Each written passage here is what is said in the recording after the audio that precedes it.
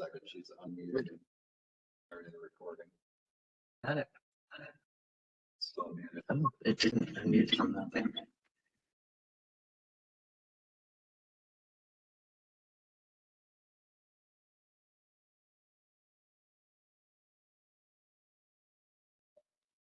All right. Well, good morning and welcome. The time is now 8:31. I would like to call the September 22nd, 2023 meeting of the Energy Facility Siting Council to order. Mr. Secretary, please call the roll. Kent Howe, Here. Jordan Truitt, Here.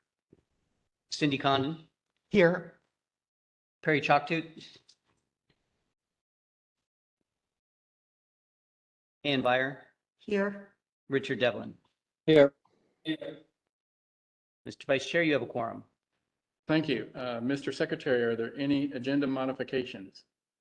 Mr. Vice Chair, there are no agenda modifications at this time.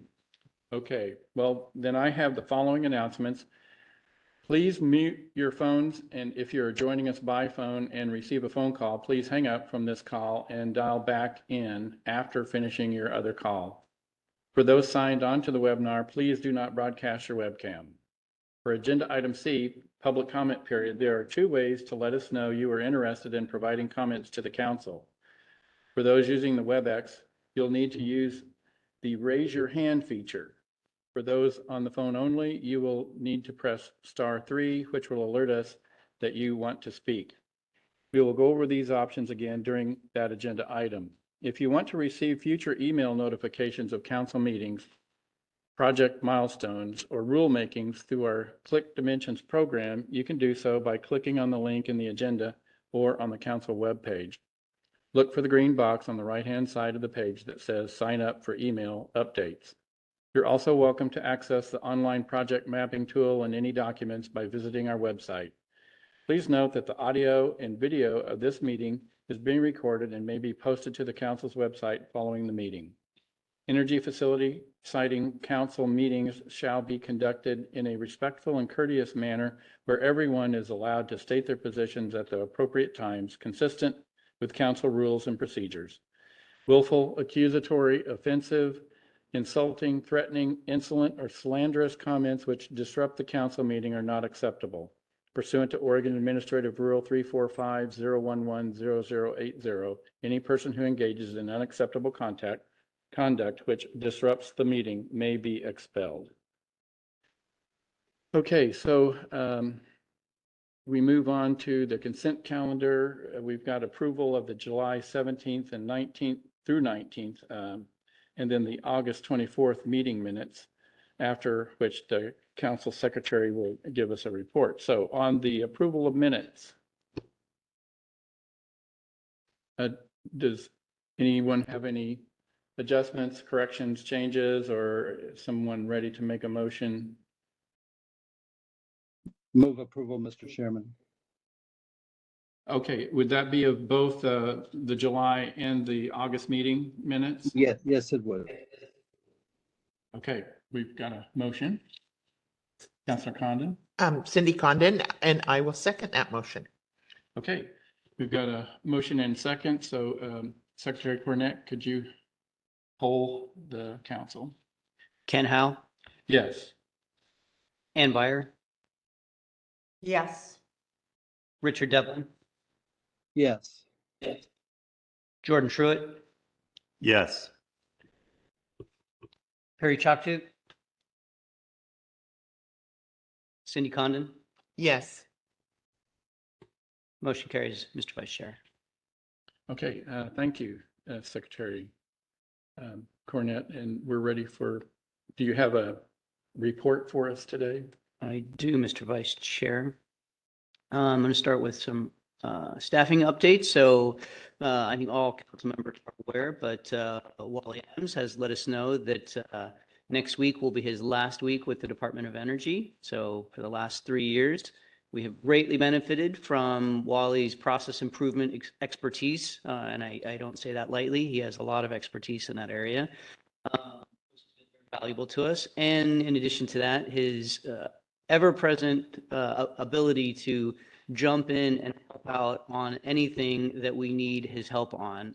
And so all of that has been very valuable for us, and we very much appreciate it. I very much appreciate all of that. So Wally, you are definitely leaving us in a much better position than when you got here. So again, thank you very much. And I am definitely going to miss you. And I know the rest of the staff will, and I anticipate the rest of the council will as well. So again, thank you for everything. I'll speak real quick to that too. Wally, or Mr. Adams, we have really enjoyed working with you. And like, I'll echo everything Todd said, and have a fantastic retirement. Thank you. Appreciate it. All of you. It's Yeah. great working with you. Who does? All right, I'm going to move on to project updates. We got a couple of notices of intent submitted since the last council meeting. The first is the Yellow Rose Bush Energy Center. So we received the notice of intent on September 1st, and the applicant is the Yellow Rose Bush Energy Center LLC. They are a wholly owned subsidiary of Savion LLC. The facility is a proposed solar PV energy generation facility with a capacity of 800 megawatts and related and supporting facilities in both Wasco and Sherman County. The notice of intent is under review by the department currently. It is available on the project. We've established a project webpage and it's on there. And then we anticipate issuing a public notice in early October. And then we will be holding a public information meeting in Maupin sometime in October. That has not been figured out yet, but it would be sometime in probably the latter part of October. Next, we have the Umatilla-Morrow County Connect project. So we received that notice of intent on September 13th. The applicant is Umatilla Electric Cooperative. The project is a 14-mile, 230 kV transmission line with portions of the facility located in both Morrow and Umatilla counties. The department is working with the applicant to resolve some property owner information. We always have to make sure that we have the correct property owner notice information, and so we're just having some questions about that. But a project page has already been established, and the notice of intent is on there, on the webpage. Not yet. Okay, sorry. We've yet to establish that, but we will likely very soon. So unless there's any questions on that, I'll move on. A few compliance updates. So Nancy, if you can move the slide forward, please. So we have some updates on the Wheat Ridge Renewable Energy Facility 1. This is a Portland General Electric facility. So some findings associated with that are that condition related, it's the condition PRELU03. We always have very complicated condition numbering system, but they relate to whether it's, temporarily pre-construction condition or construction or operation. So that's what the PRE, and then the LU would be related to land use, and then it's just a consecutive numbering system. But what we found is that there was a failure to treat and control noxious weeds in accordance with plan requirements. So we're following up with that. On a general condition related to public services, there was a failure to maintain locked turbine doors at all times when not being inspected. And then a condition related to construction on public services, inadequate gravel base at one of the turbine pads. So we're following up on all of those. Then another update, Wheat Ridge Renewable Energy Facility 2. This is a NextEra facility. So similar, we have an issue related to failure to treat and control noxious weeds that we were following up on. Another one related to the inadequate gravel base around. So if you think about it, you have a turbine pad, and typically it's in the midst of wheat fields, at least in the Mid-Columbia area. And it's important to maintain that gravel base to ensure, protection of the adjacent farm fields. That's why we're looking at that one. And then another one related to failure to provide adequate documentation of the turbine blade tower inspection and monitoring plan as required by condition. So again, we are following up on all of these, but these are just findings based upon, our review of these projects. Okay, next is we have provided new computers to most council members. Most of you have received those, not everybody, but most of you have received those. And most of you have had login issues, so sorry about that. We do have Michael Galante, who is from our IT department. He is here today. So at the end of this meeting, for the council members who are in person, who have new computers and are still having issues, please stick around. We'll bring Michael in and he can walk you through getting that logged in. For those of you who have received new computers and aren't here in person, my hope is that we will get that figured out using the in-person portion today, and then he can then help everybody out remotely in the coming weeks. Then last on my list is the next regularly scheduled council meeting is October 19th and 20th. That's a Thursday and Friday. We have one potential agenda item for that meeting, and that is the last agenda item today is the radioactive waste materials rulemaking. Part of that will be we're requesting the council give us direction to file the notice of proposed rulemaking with the Secretary of State. Part of that requirement, and this will go, we'll go through this more later on, but part of that is we have to set a date, time, and location of a public hearing. While those rulemaking hearings aren't required to be in front of council, we think there's a lot of value in having most rulemaking hearings in front of council. There's a lot of interest in this rulemaking, and so we think that should be the case. So you'll need to be thinking about when you want to have that rulemaking hearing. Since we don't have any other agenda items, that could be a good opportunity either on the 19th or the 20th. Time is not really we don't have to have it at any particular time. You need to set that, but it doesn't have to be at 8:30 or 5 o'clock. You can set it whenever you want. So just be thinking about whether the 19th or the 20th are good options. If you have preferences on either one of those dates or another date, and then what time. So I will leave it at that, but just wanted to tee that up because we'll bring it up later on, and I wanted to make sure that you had a chance to think about that. That concludes my report, unless any council members have any questions or thoughts. Councilor Condon? Thank you, Vice Chair Howe. Cindy Condon, hey, Todd, quick question related to some earlier conversations we had with respect to the standards, the different standards and our review of them. And on the organizational expertise standard, we had a first pass at it. And I'm just wondering if there's a possibility to schedule a second pass to get a little bit deeper into that standard and how applicants are reviewed. Just Yes, thank you, Councilmember Condon. The short answer is yes, absolutely. I don't know, it's probably been 2 years. We started on a path of trying to be a little more consistent about bringing agenda items with standards and kind of an educational.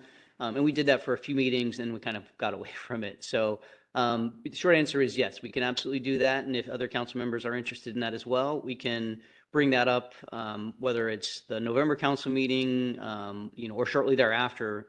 We will tee that up and we can work with you and other council members, on the specifics of what would be included. As there are a lot of aspects of each standard. We can cover the standard at a high level, or we can dig deeper into certain aspects of it. And my understanding from what you just said is you like to dig into a couple of different things. So we can work with you on that and make sure that we have that clarified, and well thought out in terms of our presentation, and then leading to hopefully a good, robust council discussion. great, thanks. And I appreciate the willingness to dig in deeper. Thanks. Any other comment? Councilor Byer? Thank you, Vice Chair Howe. follow-up question to that. I know last year we did a rulemaking calendar maybe in January. So if our discussion on the organizational expertise standard sort of leads us down that path, there would be time to incorporate that into the long list of rulemakings for the next calendar year. Is that correct? Yes, thanks. Councilmember Byer, that is I think a good sort of evaluation of sort of the, how we work on an annual basis. Typically it'll be either December or January. We come with a presentation on potential rulemakings and looking for your input on whether, you're interested in those or not, and then what your priorities are. And I think your point, as I'm understanding it, is good that if we do this sooner than that, this will allow us to have a good conversation to determine if there is any potential rulemakings that we want to have come out of it. And so that should occur on this organizational expertise prior to the rulemaking schedule. And just so we try to do this on a yearly basis. I think it's valuable for us. It's valuable for our stakeholders. That way there's some transparency about what we're going to be working on. That being said, you can always change the rulemaking schedule. We don't want to do it, just because. So, in this instance, if you wanted to, if we have that conversation and you're not ready and we still need to get the schedule, and then later on we have the conversation, we can adjust as necessary later on as well. But, I think the timing between now and then, I think would allow us to have that conversation and to establish any potential rulemakings on the schedule. Any other comments from council on the secretary's report? Okay. Next item is the Boardman to Hemingway transmission line request for site certificate amendment 1. The council decision on any submitted request for contested case and possible material change hearing and public notice of hearing to adopt final order. This is an action item. We've got Kellen Tardyweather, a senior siting analyst, that'll present an overview of the changes proposed in request for amendment 1. It's yours, Ms. Tardyweather. Good morning. Thank you. I haven't turned the microphone, so it's pressed the button. Okay. Good morning. I'm hoping that this works okay. Thank you, Vice Chair and members of the council. For the record, my name is Kellen Tardyweather, Senior Siting Analyst, Oregon Department of Energy. Give me 1 second here. Nancy and I are passing the ball so I can share my screen for the presentation. Yeah.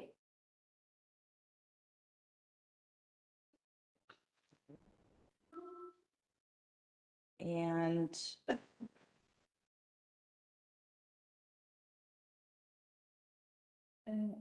then Nancy, do we know if Jesse Ratcliffe is on the line? I messaged him on Teams, so it's like he's messaging me back. Does I have a pre-existing call that I can't leave until that sooner or later, so that I can. Okay, very good. Thank you, Wally. So although it's not listed on the agenda, because today we're going to be looking at kind of the latter end of council's review of the request for amendment 1 for the Boardman to Hemingway transmission line, which includes council's evaluation of requests for contested case. So in that portion, we're going to do we pivot to where Patrick Rowe is going to be counsel for the department, and Jesse Radcliffe will be available to be counsel for council if you have questions for him. So it sounds like he'll be on in about 10 minutes. And so when you do see him, just put him as a panelist. That would be great. Okay. So I'm just going to go to the next slide here. This is a little bit hard to read, but we can still read it here. So what we are at the point now where I have on this chevron, the process chevron, we're kind of going to be doing several things today. And when where we end up kind of depends on where council wants to go with what's in front of us. So the last time we met, we were over in Eastern Oregon, and we had 2 DPO hearings, and then the record closed and council reviewed the DPO comments received on the record and certificate holder responses to those comments. After that, we, and I have another slide that has the dates associated with this, we issued the proposed order. Same thing with an application, when the department issues the proposed order, which functionally is a red line version. We do all of the changes from the draft proposed order in the proposed order in red lines, so it's easy to track what the department changed in response to the comments and council direction. When we issue a proposed order, we also issue a notice of a request for an opportunity to, request a contested case, which is different from an application where there's an automatic contested case. So under the amendment rules, council evaluates those requests, and then we'll kind of look at what council's options are for that today. And then potentially based on that outcome, council could potentially have its final decision on Amendment 1 today as well. So the approved facility is an approximately 273 miles of predominantly 500 kilovolt transmission line across 5 counties in Oregon. There's a primary approved route, and then there are several alternative routes that include some rebuilds that are approved. The energy facility also includes related or supporting facilities, which includes, let's see, I have it here. We have, maybe I have it, about 217 miles of new roads and 233 miles of existing roads. So that's what council approved, as well as a 20-acre Longhorn Station and Boardman, multi-use areas, which are the temporary construction areas, pulling and tensioning sites, and light-duty fly yards. So in Amendment 1, the certificate holder is requesting to add on 3 alternative routes, which are slight modifications from the previously approved route that altogether make up about 8.8 miles.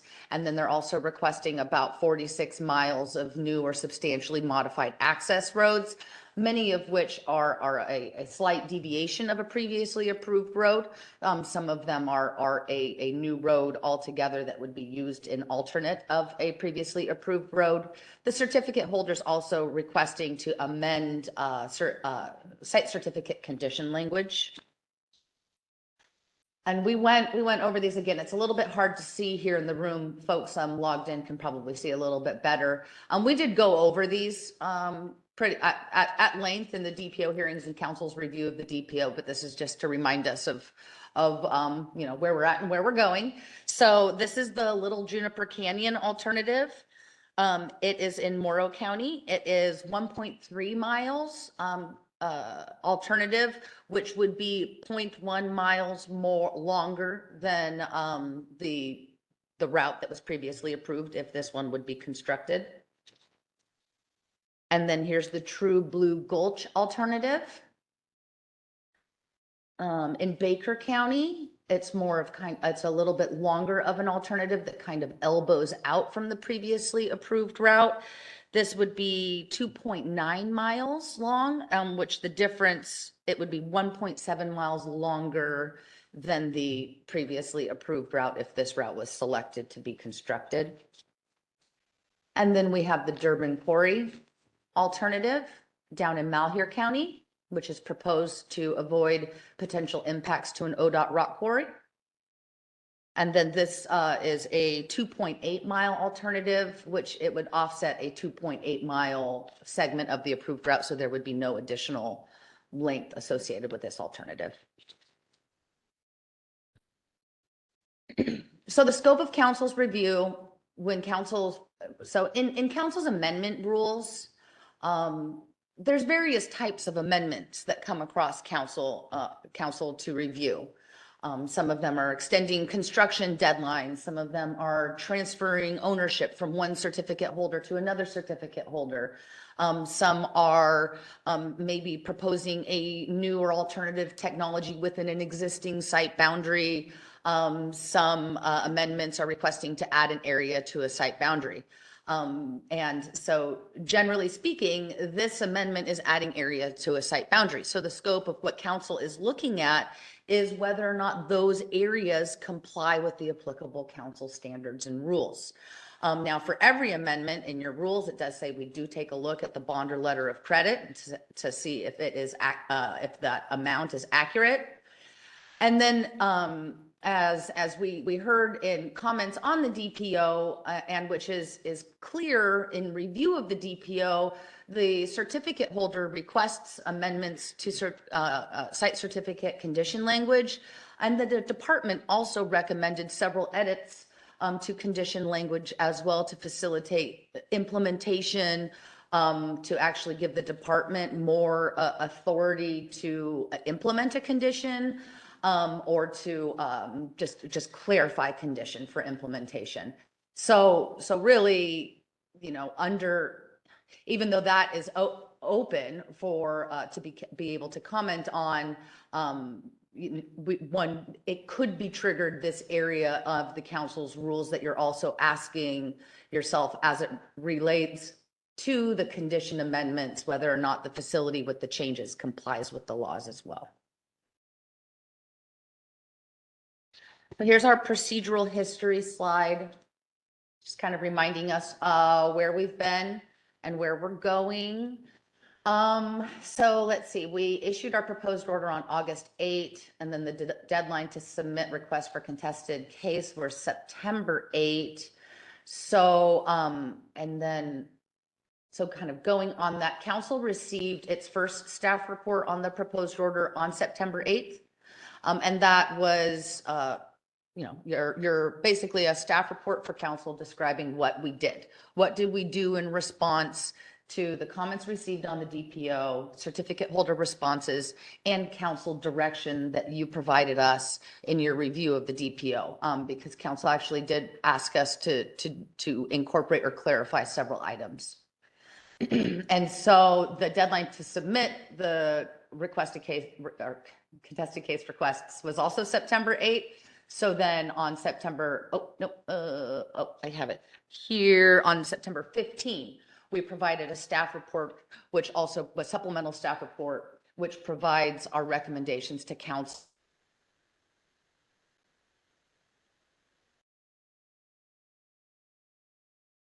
on what should do for today to council's decision tree here in a little bit as well. Okay, are you gonna, just 1 second. There it is. There was a delay there.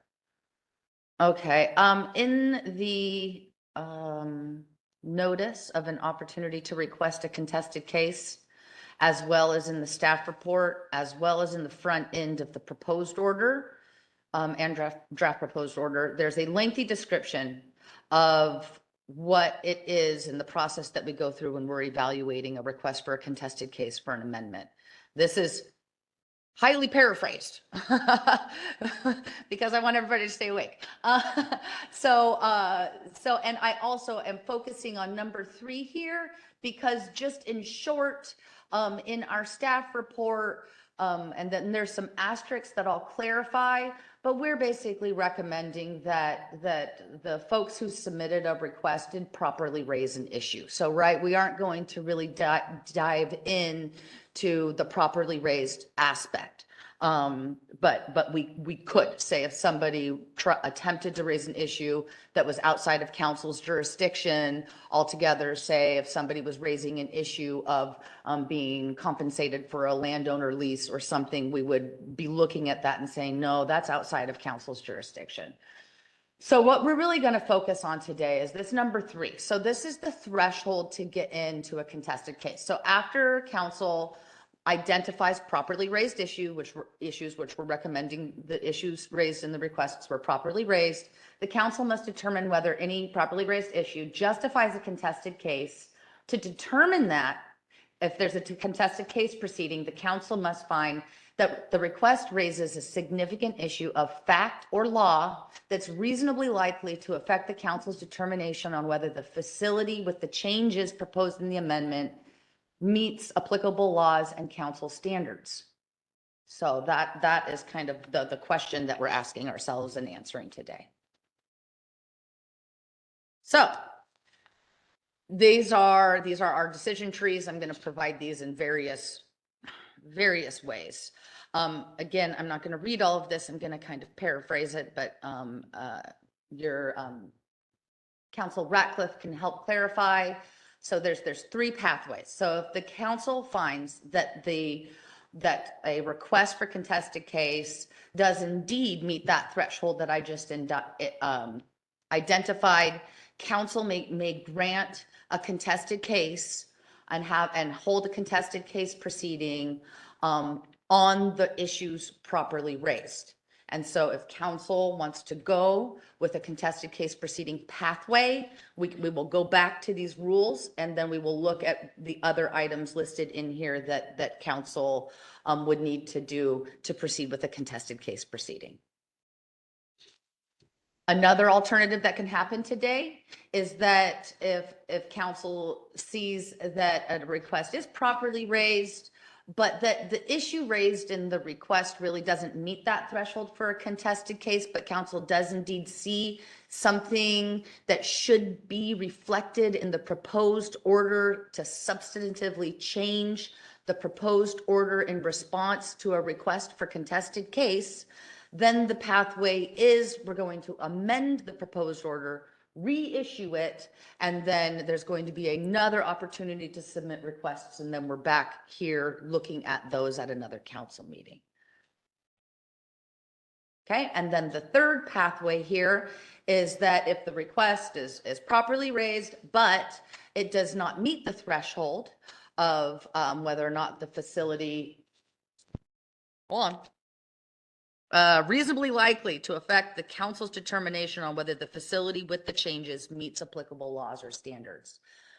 If it doesn't meet that threshold and council's comfortable with the proposed order, then council would deny the request for contested case and then move on to adopting, modifying, or rejecting the proposed order.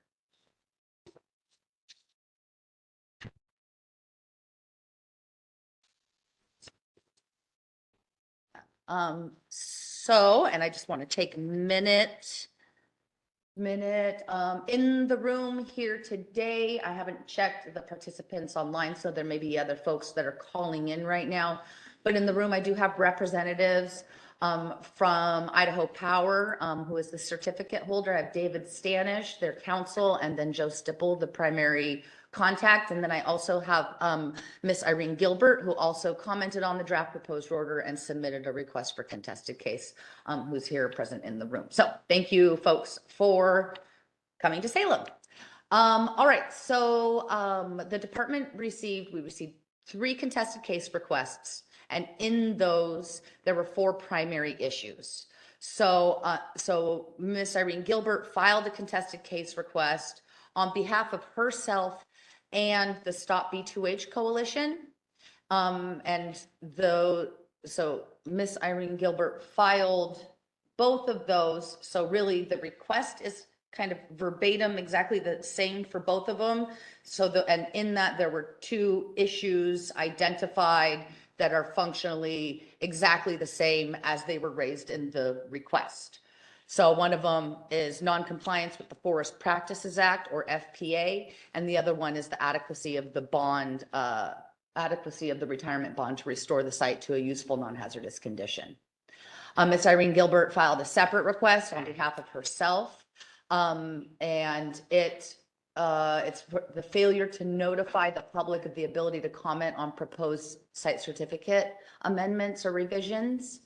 And then Mr. John Williams filed a contested case request. Oh, can anyone hear me? Yes. Or perhaps I just Mr. can't hear you. Ratcliffe, we can hear you. We can hear you just fine.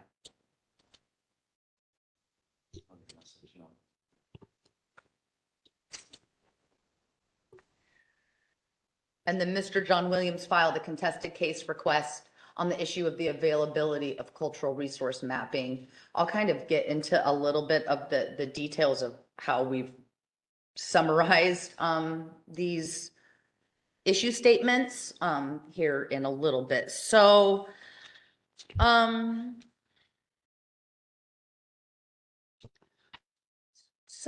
how we've framed the staff report and our recommendations and council and how suggested motion language has been provided to council is to kind of bundle the first two issues together to where council would be making a decision on the request on the FPA, Forest Practices Act, and the bond amount together on those issue topics for Ms. Gilbert and Stop B2H because the request was identical. And then make a separate decision on the request for the notice issue and then a separate decision on Mr. Williams' request. Does council have any questions or would you like me to proceed in that format? Looks like I'm seeing heads nod, so proceed, please. So this is just another kind of highlighting what we said. So Forest Practices Acts, Stop B2H, Ms. Gilbert, retirement, Stop B2H, Ms. Gilbert, the procedural failure to notice of an opportunity to comment on conditions, Ms. Gilbert, and then cultural resource mapping is John Williams. So now I'm going to depart from our PowerPoint presentation and go over to the staff report where we have our recommendations. Okay. Okay. So, and if you spend any time with the department, we love overly complicated tables. However, we do think, you know, once you spend a little time staring at it, I think we like tables because it's a good way to present a lot of information in some cogent and cohesive manner to be able to track the decision making that's designated in rules. So this table, which this kind of also doubles down, or this table was derived from the table that was provided in the proposed order, which was in red line. And then that table got plucked out and provided to council and members of the public in our first staff report. That table was functionally the ultimate deposition of was there any change in the proposed order or not in response to a DPO comment, council direction, and a certificate holder response. So this table built off of that because, as we are aware, that's what we're building on, right? Council's review of request for contested case goes back and it looks at how sufficiently something was raised on the DPO. What was the response? Is there still an issue? How did you raise your issue? And what are we doing now? So, and then I have Stop B2H here up first. And then for Ms. Gilbert on this same issue, we have the Forest Practices Act first. I'm going to focus on Stop up there because for Ms. Gilbert, we said it's the same as above. So, and then there's just a little nuanced difference in between the two. So reminding council, Stop B2H provided written comments. Ms. Irene Gilbert provided oral testimony. So there's just a little variation there. However, the vast majority of what they raised on the DPO were very similar. So these are our recommendations in the proposed order. We talked that back at the final order on the application, council did not assert jurisdiction over the Forest Practices Act. In council's review of the draft proposed order, council asked us if we could clarify that in the proposed order, in which we did. In the section, we kind of went and basically lifted what we said on the final order in the ASC and put it into the proposed order for Amendment 1 to just make sure that there's clarity there. There's one important thing. I know council received the requests for contested case, and we put it in your front end of the supplemental staff report, which is why down here I have facts and evidence to support an issue that was provided on the DPO. And then over here in the request for contested case, I listed facts and evidence that were provided in that request. It's not an so you received, there was a lot of hundreds of pages of documentation you got in your request, but really the request was just the written explanation that's required in rule of the information that they need to provide in a request for contested case. It isn't an opportunity to submit additional evidence and legal arguments than that was raised on the draft proposed order. So in my asterisk here, where I say, yeah, was it properly raised? We say, yeah, yes. To the extent you talked about it over here and provided as evidence over here on the draft proposed order, we didn't get in a nuanced, anyhow, because there's a lot of evidence, and this list here is all stuff that council actually can't consider in the request, because it's not an appropriate time to add information to the record. Sure, Secretary Cornett. Mr. Vice Chair. Yes. So just to kind of clarify, going back to the steps in our process, to add a little more to what Kellen's saying is, at the conclusion of the draft proposed order hearing, either, at the hearing or then later on, if there is a, deadline for, the applicant to respond, the record is closed. This is exactly what Kellen is talking about. Can't add new information to the record. So that's why, while some additional information is submitted, it's really not relevant to council's determination on this. Has to go back to what was submitted within the time frame. Now, if council decides to initiate a contested case, then the record opens up again. It is a new evidentiary process in the contested case, but only for those issues. So that's why it's important to understand why we're talking about this. Is the record closes. The record could open up again on those issues, but only if, in this case, in an amendment, council decides to hold the contested case. So, but please let us know, or please, ask your legal counsel for any more clarification on that. Yeah, and the legal standard that in rules and statute, the record closes, but kind of going back and why the certificate holder is allotted an opportunity to respond is that and the sufficient specificity of commenting on the DPO with sufficient specificity is to provide an adequate opportunity for the department, council, and the certificate holder to respond. So by adding information later, 1, records closed, 2, there was no opportunity to respond to any of that. So then over here, so the question of, does the request raise a significant issue of fact of law that the changes proposed by the amendment or that could affect the council's determination whether the facility meets the applicable laws and council standards? So there's a couple nuances in here. If we said no, one could say, because council didn't assert jurisdiction over this, that's out of council's jurisdiction, but it's possible it could be in council's jurisdiction, but council did not assert jurisdiction over it, articulated that in its final order. Further, as we provided in this response here, I don't have an emphasis here, but the standard for the contested cases, it's like laws that are applicable to the facility. The document that designates what is applicable to the facility is a project order. Idaho Power has a second amended project order, and it does not say that the Forest Practices Act is applicable to the facility where council has to make findings of compliance with it. Nevertheless, as the certificate holder indicated, if the Forest Practices Act applies to the facility, they would comply with it. And it's interesting getting, and I just put in a footnote here.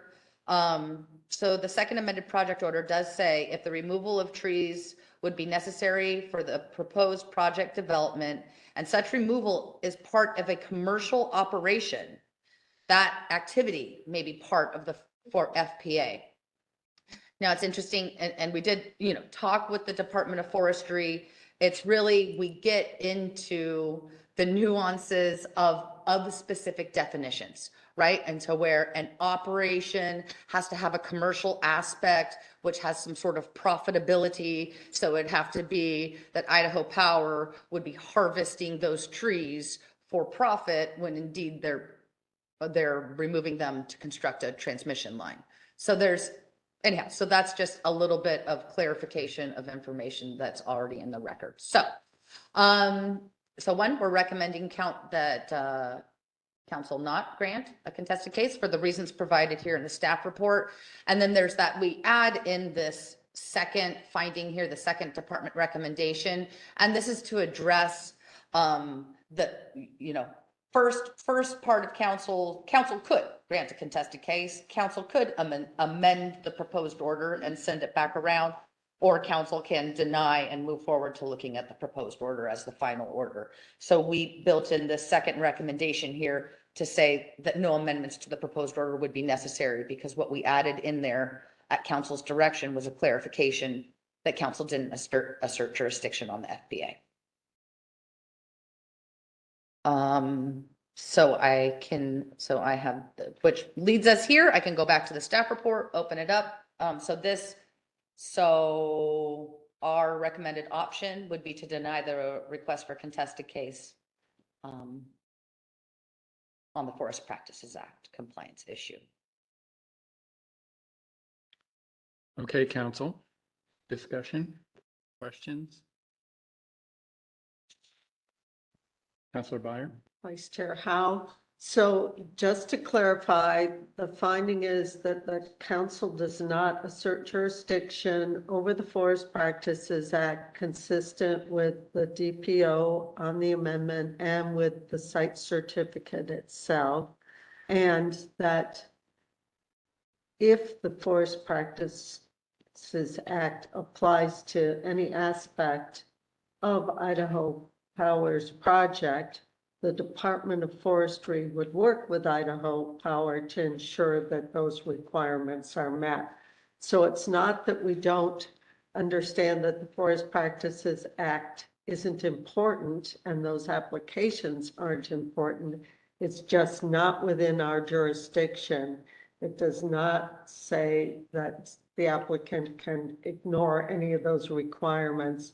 And that would be the case with other state and federal issues that we don't have jurisdiction over. Is that correct? That's correct. Thank you. Any other comments? Councilor Devlin? No, Mr. Chairman. Okay, and Councilor Choctut? I don't know if he's on there or not.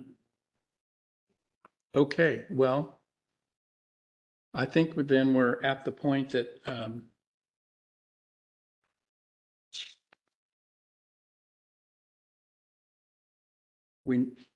are we going to do this by motion?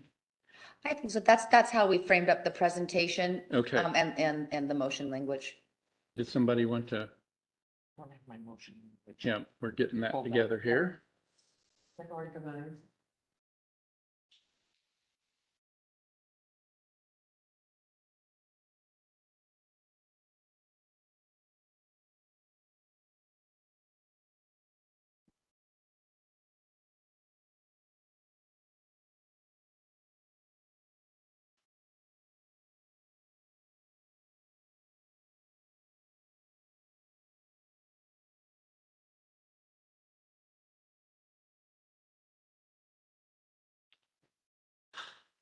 Ready?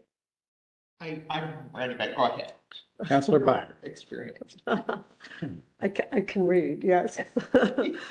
Vice Chair, I move that the council deny the request for contested case on the Forest Practices Act because for the reasons provided in the department's September 15th, 2023 staff report, the issue requested does not raise the significant issue of fact or law that is reasonably likely to affect the council's determination whether the facility with the change proposed by the amendment meets the applicable laws and council standards included in Chapter 345, Divisions 22, 23, and 24. And this is Councilor Byer.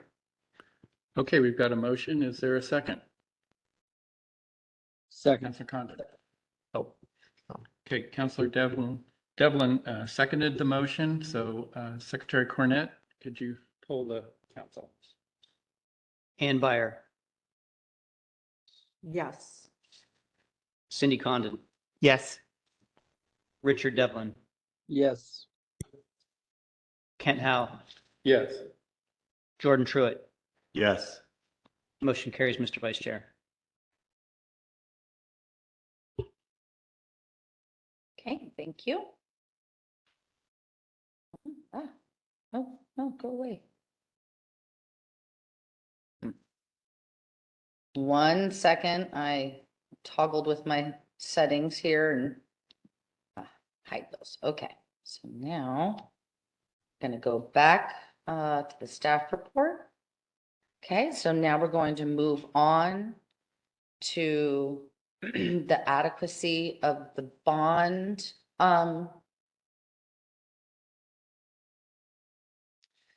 Oh, sorry, I'm trying to debate on whether or not, anyway, in the request for contested case, I feel like Ms. Gilbert for the Forest Practices Act and the bond amount had pretty succinct issue statements. However, when reading them, we did the best we could to put together what we think the short plain issue statement is. So, but we have additional, details in here. It's kind of a long issue statement, but we did our best to capture what was provided in it. Council's rules do require folks that are submitting a request for contested case to provide a short, plain, simple issue statement. So we do our best I can when we don't receive that to provide that. So this again, we're going to stop with start B2H, and then there's a little bit of a nuance difference in between what Ms. Gilbert raised on the record in her oral comments compared to what was provided in the stop B2H comments. And so we tried to capture, however, they were very similar. And again, here on the matter, on the DPO comments, this was what was provided in writing in the DPO comments. And then going over in the request for contested case, the items, the additional evidence, legal arguments that were provided that council cannot consider is pretty lengthy. Again, this is what also made it a pretty long submission. So these are the items that kind of go beyond. So the asterisk here is, again, was it properly raised? We're saying yes, to the extent you raised the exact same thing over here. But if there is, what we call like issue creep of revising or refining an issue based on new legal argument or evidence, that is not what we're saying the issue is properly raised. What we're saying is kind of the one-to-one of what was raised over here on the DPO. So, the issue, there were several items that were raised in the DPO comments, but really we're saying, wait, hold on. Okay, issue statement. So the issue raised is that the bond amount doesn't allow the flexibility for, to cover and protect citizens' health and welfare and the environment in unforeseen circumstances such as wildfire, or if the certificate holder abandons the transmission line or files for bankruptcy, and then the arguments, the kind of conflated the recent issues with Pacificor.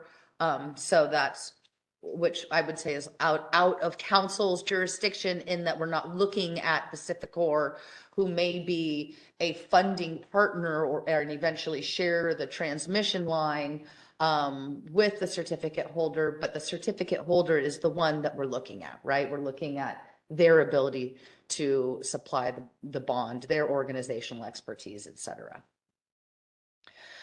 So we are recommending that council find that no, this does not raise a significant issue of fact or law that's likely to affect the council's determination that the facility with the changes meets the applicable council standards. So, and part of the basis for this, and so this kind of loops back to council's finding, is asking for all amendments, is asking whether or not that amount is adequate. Council just looked at this a year ago. It's a $140 million bond. There are nuances associated with the conditions for this facility, and a lot of it had to do with the expected life of the facility, that the certificate holder is a regulated utility that's accountable to its ratepayers and regulated through a separate entity. And so, and I'm paraphrasing here, we can pull up the conditions, but council did just look at this a year ago this month, actually, to the day, maybe the 23rd. Interesting. So, and part of that is that through construction, that the bond, quarterly, the bond amount will increase. You know, the idea is that it corresponds with the development of the transmission line on the landscape. And then during the first 50 years of the operation of the facility, the bond then drops down to $1. And then after that point would be carried at its full amount, and council has an option. It gets 5-year report updates, and council has the ability to update the amount at any time. And also that the final bond will depend on the final facility design. So that's a paraphrasing the conditions that apply, which we talk about in the draft proposed order and proposed order, but really what we're talking about here, and underneath this criteria for the contested cases, what we're saying is that really the technology hasn't changed here, right? We're not looking at a completely different technology. We're not adding on 100 miles of transmission line, even though the amendment is additive. The idea is Idaho Power would build one route or the other route, and it's not a gross increase of infrastructure on the landscape. It would be approximately 1.8 miles more if they built all of these alternatives over here compared to the approved routes. And that, when you take into consideration approximately 300-mile transmission line, is not going to really impact that amount, considering that they're also going to functionally true it up prior to construction. And that all of the assumptions associated with the removal associated that go into that retirement cost estimate are still valid, because we're still looking at the same thing: transmission lines, tower pads, roads, restoration, et cetera. So, yes.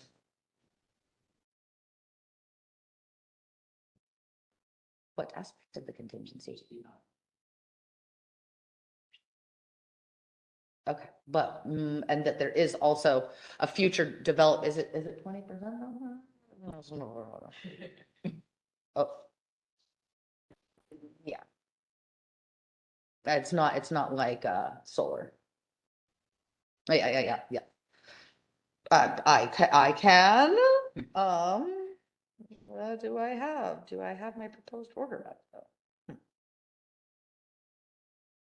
It is. There is a future development contingency in there, similar to all of our facilities, which kind of contemplate, what's going to happen in the future. It contemplates, well, I would say inflation. However, as council is aware that annually, once we're in operation, the bond amount is adjusted for inflation. But the future development contingency is to contemplate unknowns that would occur in the future. And Sarah, could you look those up? Okay. And then, so we'll look them up to let you know what those contingencies are, which is then embedded in that $140 million. So we're recommending no, we don't have a significant issue of FACTA law that impacts the council's ability of its previous finding with its retirement financial assurance standard, and that amount is still adequate because we're still looking at the same thing. Further, with this second portion, we're going to start for these reasons. Okay. And then this latter portion that says that no amendments to the proposed order are also necessary. So, going back to contingencies, the administration and project management contingency is 4%. And then what does it just say? Just contingent, but that's future development contingency. And so the future development contingency is 20%.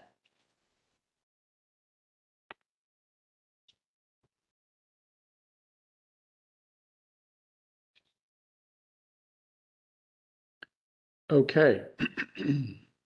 So regarding the regarding the request for contested case on the adequacy of the retirement bond to restore the site, are there any questions from council of Ms. Tardyweather? Not hearing any.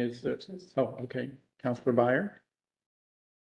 This is Counselor Byer. Just to follow up, there are a couple of rationale for this. One, the change in the project is not very significant, the additive change.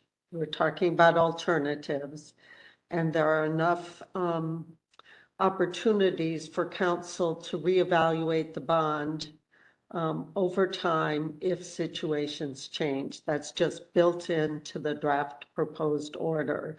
So given that, the issue was raised, but we feel comfortable that the bond covers or reflects the amended project proposal. Yeah, I would say, and we're looking at the proposed order. Yes, Yeah. thank you. Yeah. Any other comments, questions? Okay, someone want to make a motion? Councilor Condon? Vice Chair Howe, Cindy Condon for the record. I move that the council deny the request for a contested case on the adequacy of the retirement bond because for the reasons provided in the department's September 15th, 2023 staff report, the issue requested does not raise a significant issue of fact or law that is reasonably likely to affect the council's determination whether the facility, with the change proposed by the amendment, meets the applicable laws and council standards included in Chapter 345, Divisions 22, 23, and 24. Thank you, Councilor Condon. So we've got a motion. Is there a second? This is Jordan. I'll second. Thank you, Councilor Truitt. Secretary Cornett, could you poll the council? Jordan Truitt, Yes. Richard Devlin, Yes. Kent Howe, Yes. Cindy Condon, Yes. Ann Byer. Yes. Motion carried, Mr. Vice Chair. Thank you, Secretary Cornett. So we're back to you.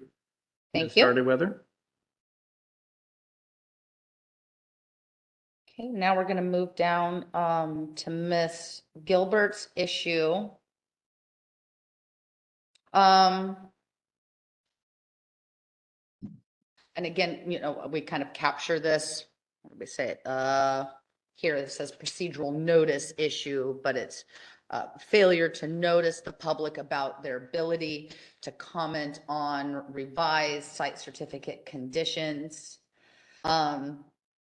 And so here is kind of the issue statement that we pulled out of her request. Odo failed to inform the public and council that they had an opportunity to comment and request contested cases on Amendment 1, changes to the site certificate condition.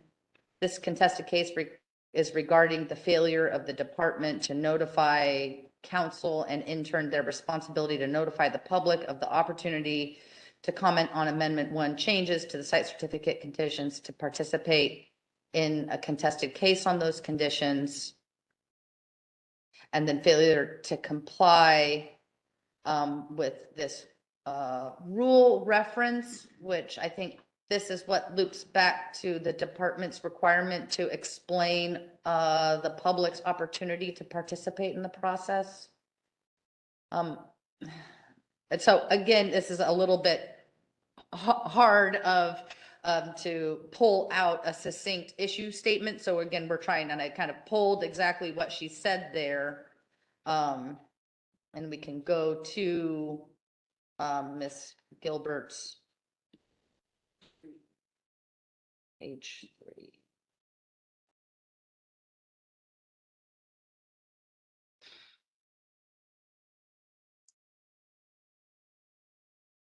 Let's see.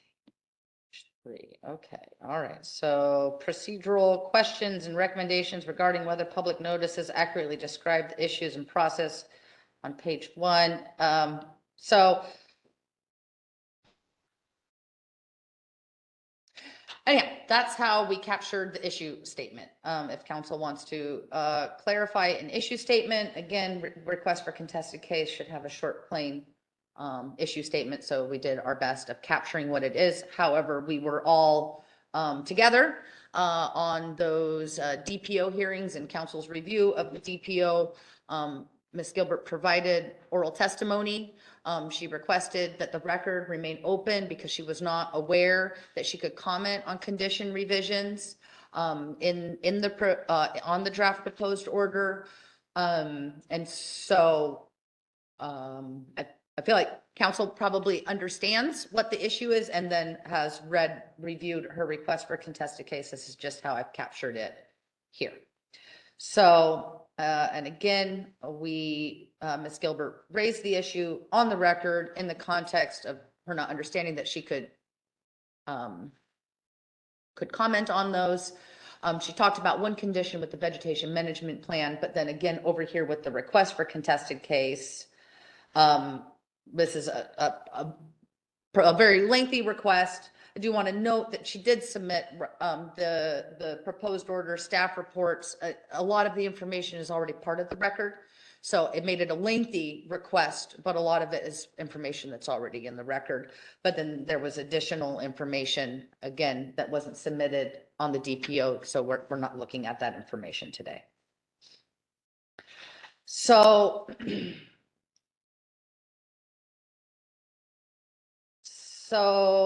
to the extent that we are understanding what the request is, the question what we're looking at, does it raise an issue or fact of law that affects council's determination that the facility with the amendment complies with the applicable laws and standards? And so really in the rule reference, it's a little bit difficult because Ms. Gilbert routes to a requirement that we're supposed to do as part of the hearing or as part of the notice, which I would say that's not the threshold that we're looking at here for a contested case request. That said, and as provided in our response here, the department feels like we've did a sufficient response of meeting what is required of us and beyond in our rules. The department really tries to reiterate multiple times at several steps during the process what opportunities for public participation are and what the scope of what the public may comment on at council's review of the DPO. And in response to Ms. Gilbert's request to leave the record open, we did pull up the notice of the contested case, and it does indeed in the very beginning say what's this amendment. The amendment is adding these areas to the site boundary and also revising condition languages. There's another area in the notice that specifies that. I think part of Ms. Gilbert's contention is the designation of what council's scope of review is misleading the public to make it seem like they can only look at those areas added to the site boundary and not condition revisions. But the reason why we include council's scope of review is that's kind of what the big question of what council's asking yourself in your review of the orders, or do these areas comply with the standards?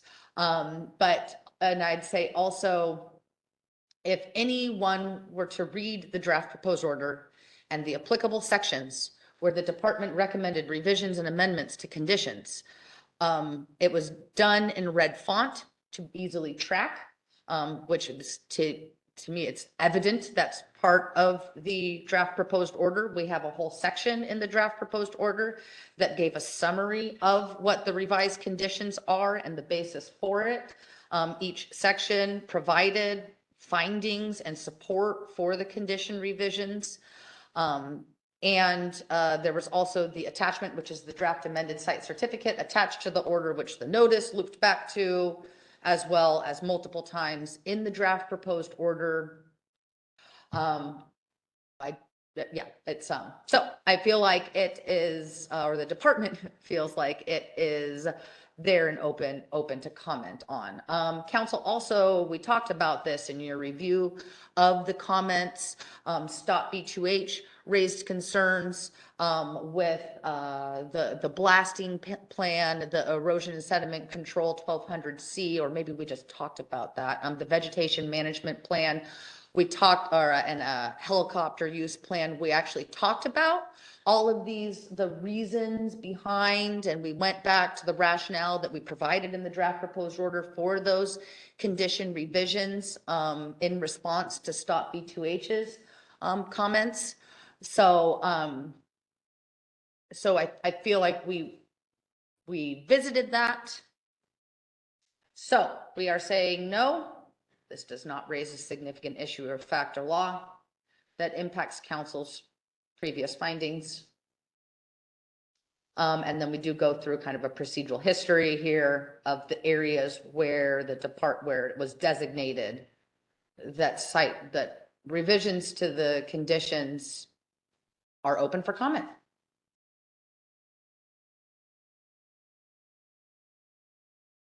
Okay. We're dealing with then the request for contested case by Ms. Gilbert on a procedural issue, the failure to notify the public of ability to comment on site certificate condition revisions. Are there any comments or questions from council? Councilor Condon? Thank you, Vice Chair Howe. I'm wondering if you can pull up the notice, the public notice that was given, and I know we reviewed it previously, but if you could pull it up.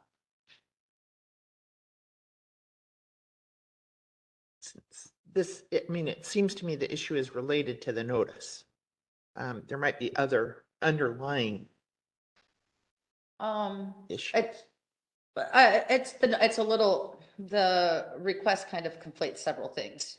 It says failure to notice, but then it also talks about requirements that we're supposed to do during the hearing. Anyhow, but yes, say the notice. So here's the notice of the draft proposed order.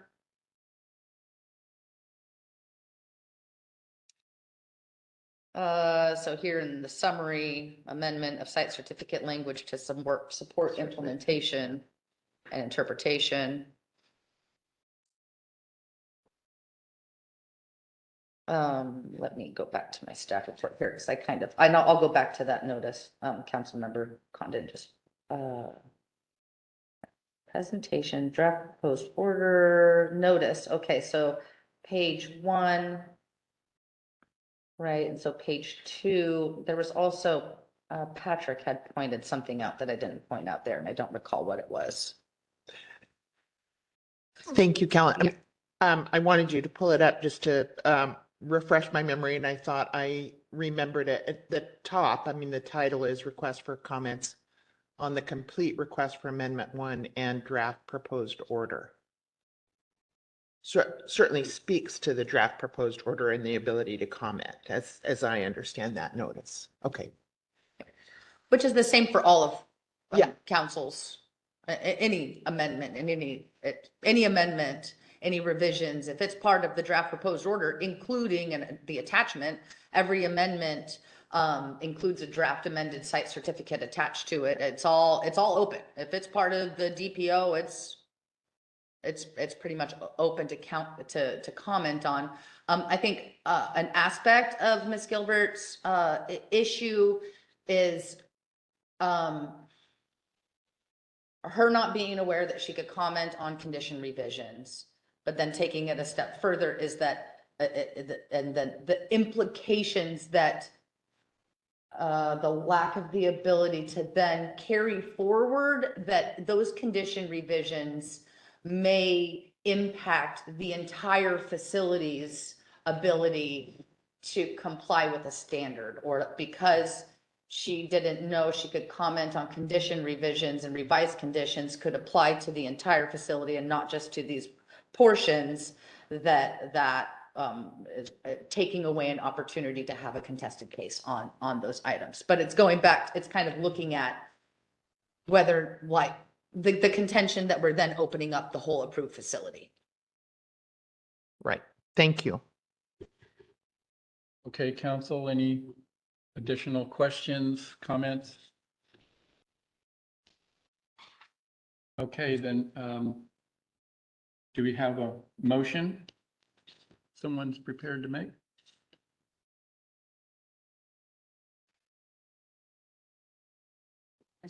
Okay, Councilor Byer. Mr. Vice Chair, I move that the council deny the request for contested case on the procedural issue, the failure to notify public of the ability to comment on site certificate condition revisions, because for the reasons provided in the department's September 15th, 2023 staff report, the issue requested does not raise a significant issue of fact or law that is reasonably likely to affect the council's determination on whether the facility with the change proposed by the amendment meets the applicable laws and council standards included in Chapter 345, Divisions 22, 23, and 24. Okay, we have a motion. Is there a second? Second. Thank you, Councilor Devlin. So we've got a motion and a second. Secretary Cornett, could you poll the council, please? Richard Devlin, Aye. Kent Howe, Yes. Ann Byer, Yes. Jordan Truitt, Yes. Cindy Condon. Yes. Motion carries, Mr. Vice Chair. Thank you, Secretary Cornett. So Ms. Tardyweather, back to you. Thank you.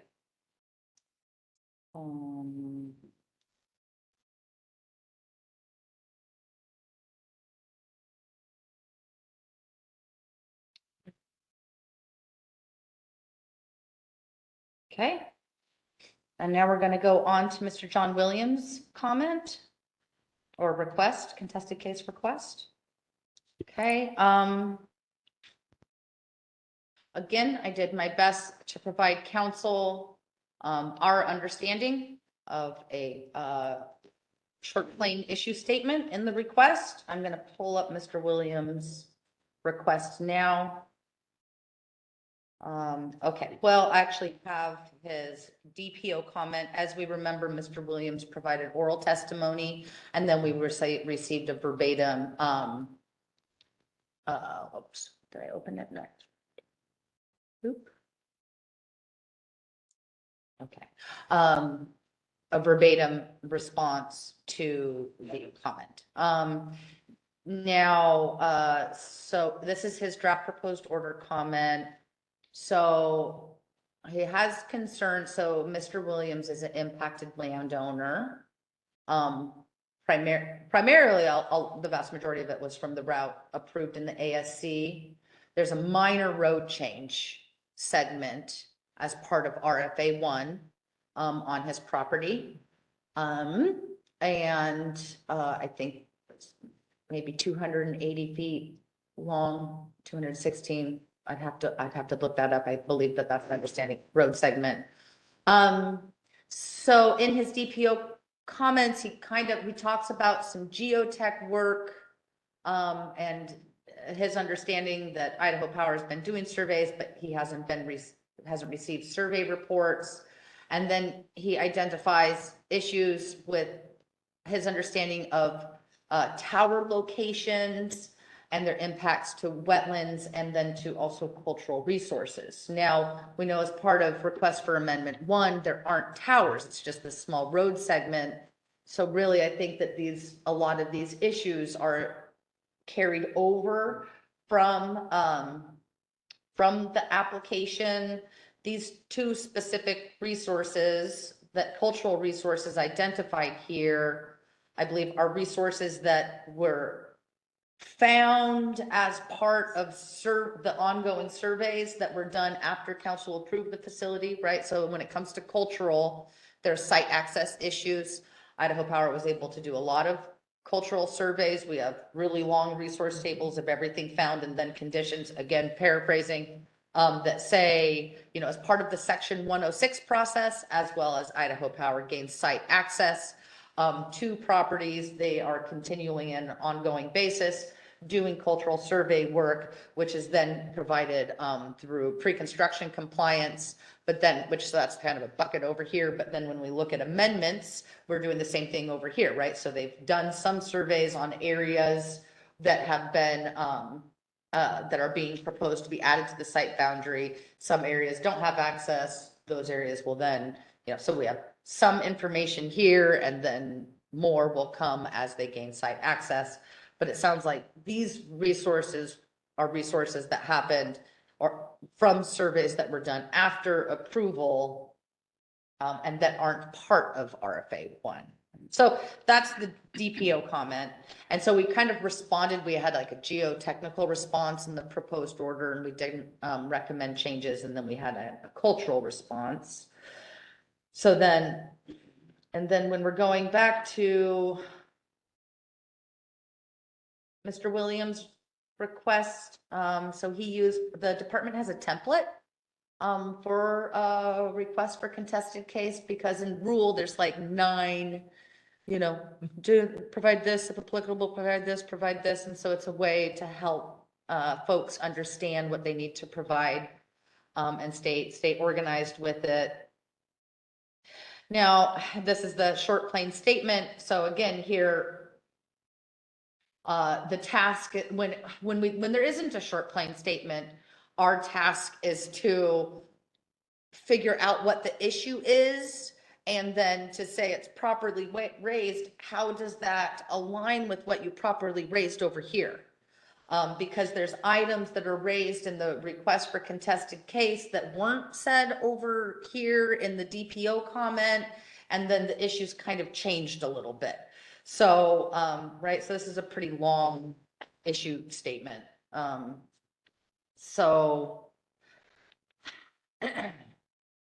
But I think Mr. Williams' contention is what he's saying is that in the DPO comments, he's saying, hey, I know that there's these resources. Idaho Power hasn't given me the survey report. I haven't gotten the reports for them. And then over here in the request, he's kind of tying it to RFA 1, where he's finding that road segment and saying, it says it's been surveyed, but I don't see this information anywhere. It just sounds like it's like a mapping issue or a request for survey data on the property. He does ultimately talk in the DPO comments about potential impacts and mitigation for resources. And so I just wanted to pull up his comments so council's kind of seeing how he's framing it up compared to how we kind of extracted out. Again, here's the asterisk. Yes, it's properly raised to the extent you raised something similar on your DPO comments. So, so does the issue that Mr. Williams, does the issue or does the request raise a significant issue of factor law that is likely to affect council's determination whether the facility with the change complies with your standards and applicable laws? We're saying no, because it seems like what he is requesting is a mapping. In his request, he loops back to mapping requirements, which is not, it's not a council standard. Right, but I don't want that kind of feels shallow or empty. We want to really address what Mr. Williams is really trying to talk about here, but in general, no. So it's a Division 21 mapping requirement. That's not a significant issue or factor law. But so we kind of loop back, which is provided here in this table. The certificate holder responded, and then we also responded to what I just summarized for council of how cultural surveys and resources are going to be provided in an ongoing basis as site access is granted. To which the certificate holder said, once, these surveys were just done in the 2023 season, and these reports are being finalized, you will receive a copy.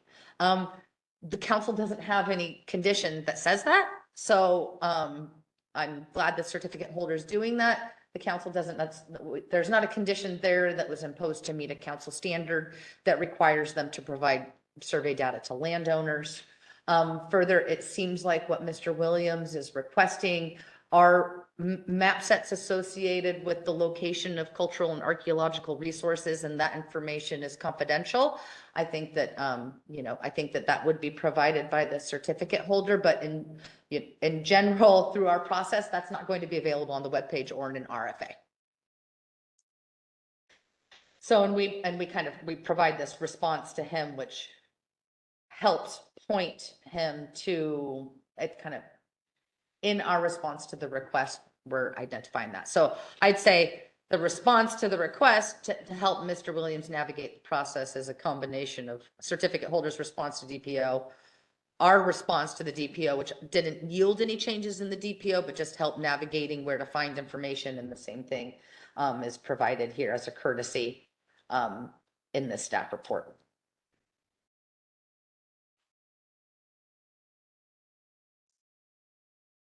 Okay, council, we have John Williams' request for contested case regarding the cultural resource mapping issue. Do we have any questions? Councilor Condon. Thank you, Vice Chair Howell. I just have a question. Mr. Williams is a landowner. Correct. And landowners do have they negotiate with the certificate holder and can arrange for mapping surveys on their own behalf. And that is outside anything FSEC really does, correct? Okay, thank you. Yeah, that said, there are several, and to clarify, Mr. Williams is a landowner, but he's an impacted landowner. The facility is proposed, not just an adjacent landowner. It is proposed, it is approved to cross his land. So, and yes, matters of easements, right of way, out of council's jurisdiction. Those negotiations out of council's jurisdiction. However, council does have several conditions that do require aspects of landowner coordination and notice, as it was imposed by a certificate holder representation, or to meet a council standard. So most of it it relates to a notice of an action related to the project. Right, and the reason I asked the question is just to confirm FSEC has the ability to have conditions and whatnot, but the landowners can certainly go a step further to protect themselves and their property and the resources available. Correct. Okay, thank you. Any other questions, comments from council? Looks like not. So do we have a motion that someone wants to make?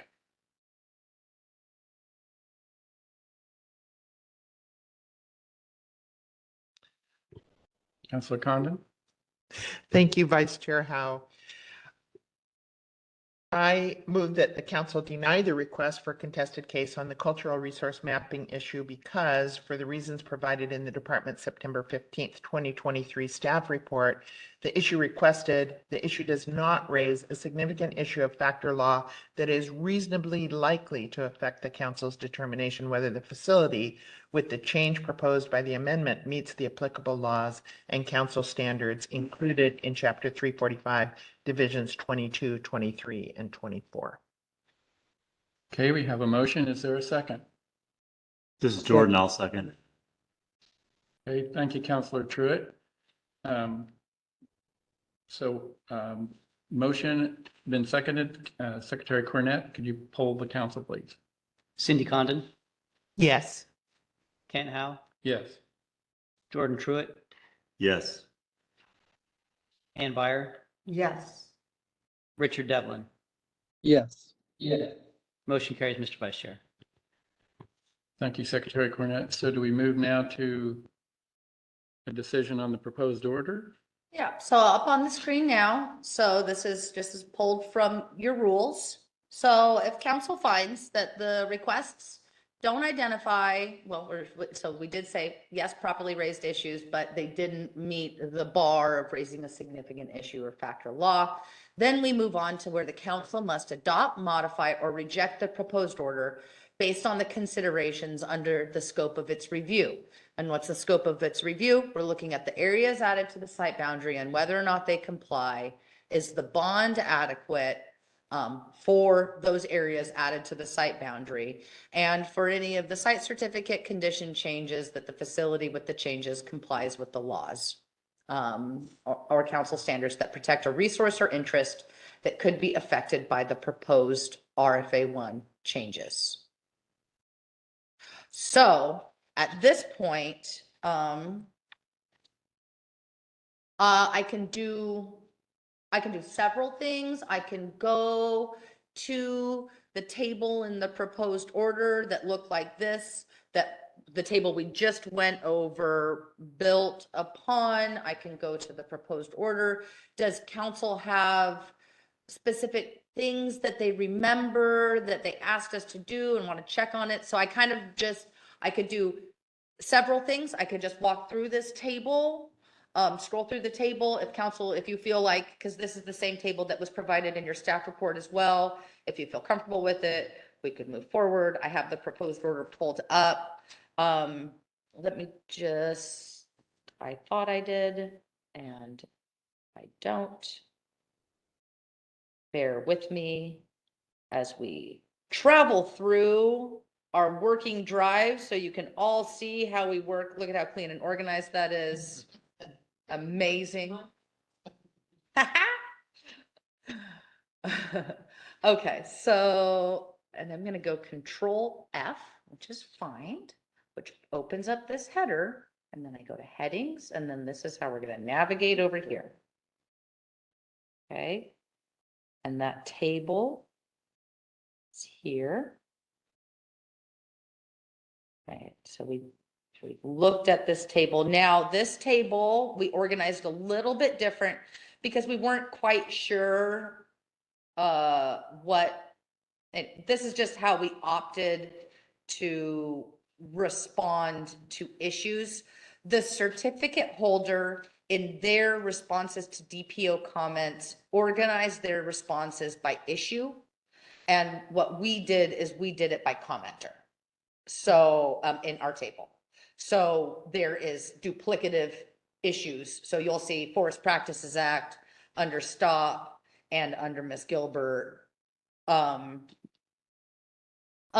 so this table also is intended to capture when council told us to, hey, you wanted us to clarify, go away. You wanted us to clarify that the public services condition requiring the fire suppression plan applied to construction. So where the wildfire mitigation plan applies to operation of the facility, the PUC approved wildfire mitigation plan applies to the operational facility. we wanted to make it very clear that that doesn't mean that there's nothing that applies to construction. The fire suppression plan under public services applies to construction. So we just added, right, clarification, making that clear. And also connecting the public services section to loop a reader down to wildfire if they were concerned about operational issues. On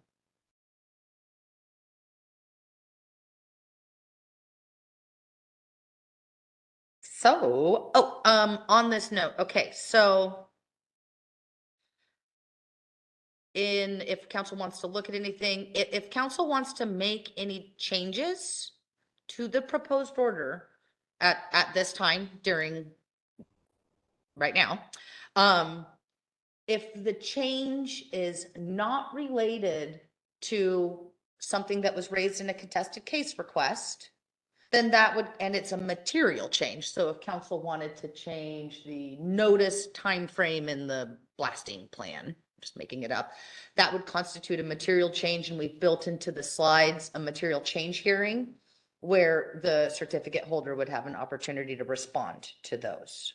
So now, because we've just looked at the contested case requests and council didn't make any changes, it just is a little bit of a blurry line, and your council can help if now at this point you made a change to the bond condition, it's possible that could be construed as an amendment to the proposed order, in which case then we kind of go back and loop around to reissuing it.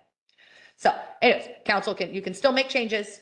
But if it's a material change unrelated to a contested case issue, then we'll do a material change hearing, which is an opportunity for the certificate holder to comment on it. Do you want to travel to a section? Do you feel comfortable with the review that you've done at home? One of the things in your final order, you'll notice in here, we say placeholder for the minutes. So since you just approved the minutes, one of the things that will change from proposed order to final order, if we get to a final decision, is we'll just update that from a placeholder because you just approved the minutes. We would rather have approved minutes in there. Councilor Byer? Thank you, Vice Chair Howe. Quick comment, I think our notes remind us that a section be added describing the response to the contested case request so that would become part of the order. I really appreciate staff's work on this and the process by which you evaluate the standards and say these don't apply to the amendment, these do, and kind of narrowing the issues for us, and then modifying the conditions as appropriate. And I'm really comfortable with the changes you've made to the conditions. I think on wildfire, you did a really nice job summarizing concerns and reflecting sort of the dynamic nature of the whole wildfire mitigation issue and planning for wildfire risks. So I really appreciate that. But I think the way the material is presented makes me pretty comfortable with the order. So thank you. Thank you. Any other comments? I think the council's pretty comfortable with where we're at. Ready to Okay. make a motion, I believe. Well, let me Unless you catch up have here. No, something so we're not changing. So we're going to skip material change. Okay. All right. And you are at your final decision on request for amendment 1 for the Boardman to Hemingway transmission line site certificate. Okay. Do we have a motion?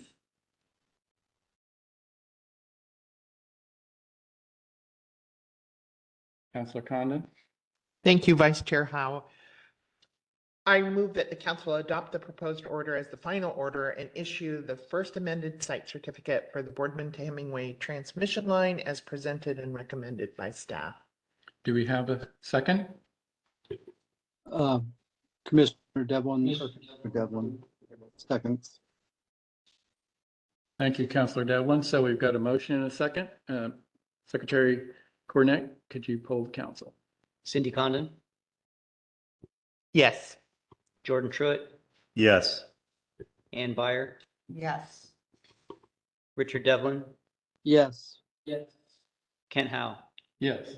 Motion carries, Mr. Vice Chair. Okay. Ms. Tardy, Thank you. thank you very much. That was well done. A lot of detail, a lot of information there. We got through it. So the next item, I guess, is a short break. What do people feel like? 10, 15 minutes? Yeah. Struthers, 15, 10? 10? Okay. 10-minute break. We'll come back at 10:20.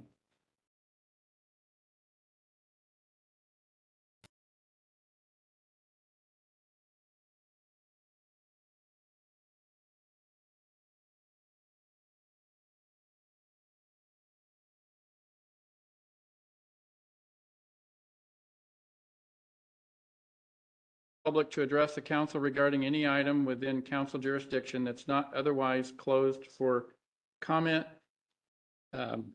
Items closed for comment include the Boardman to Hemingway transmission line request for Amendment 1 and the Obsidian Solar Center request for Amendment 1.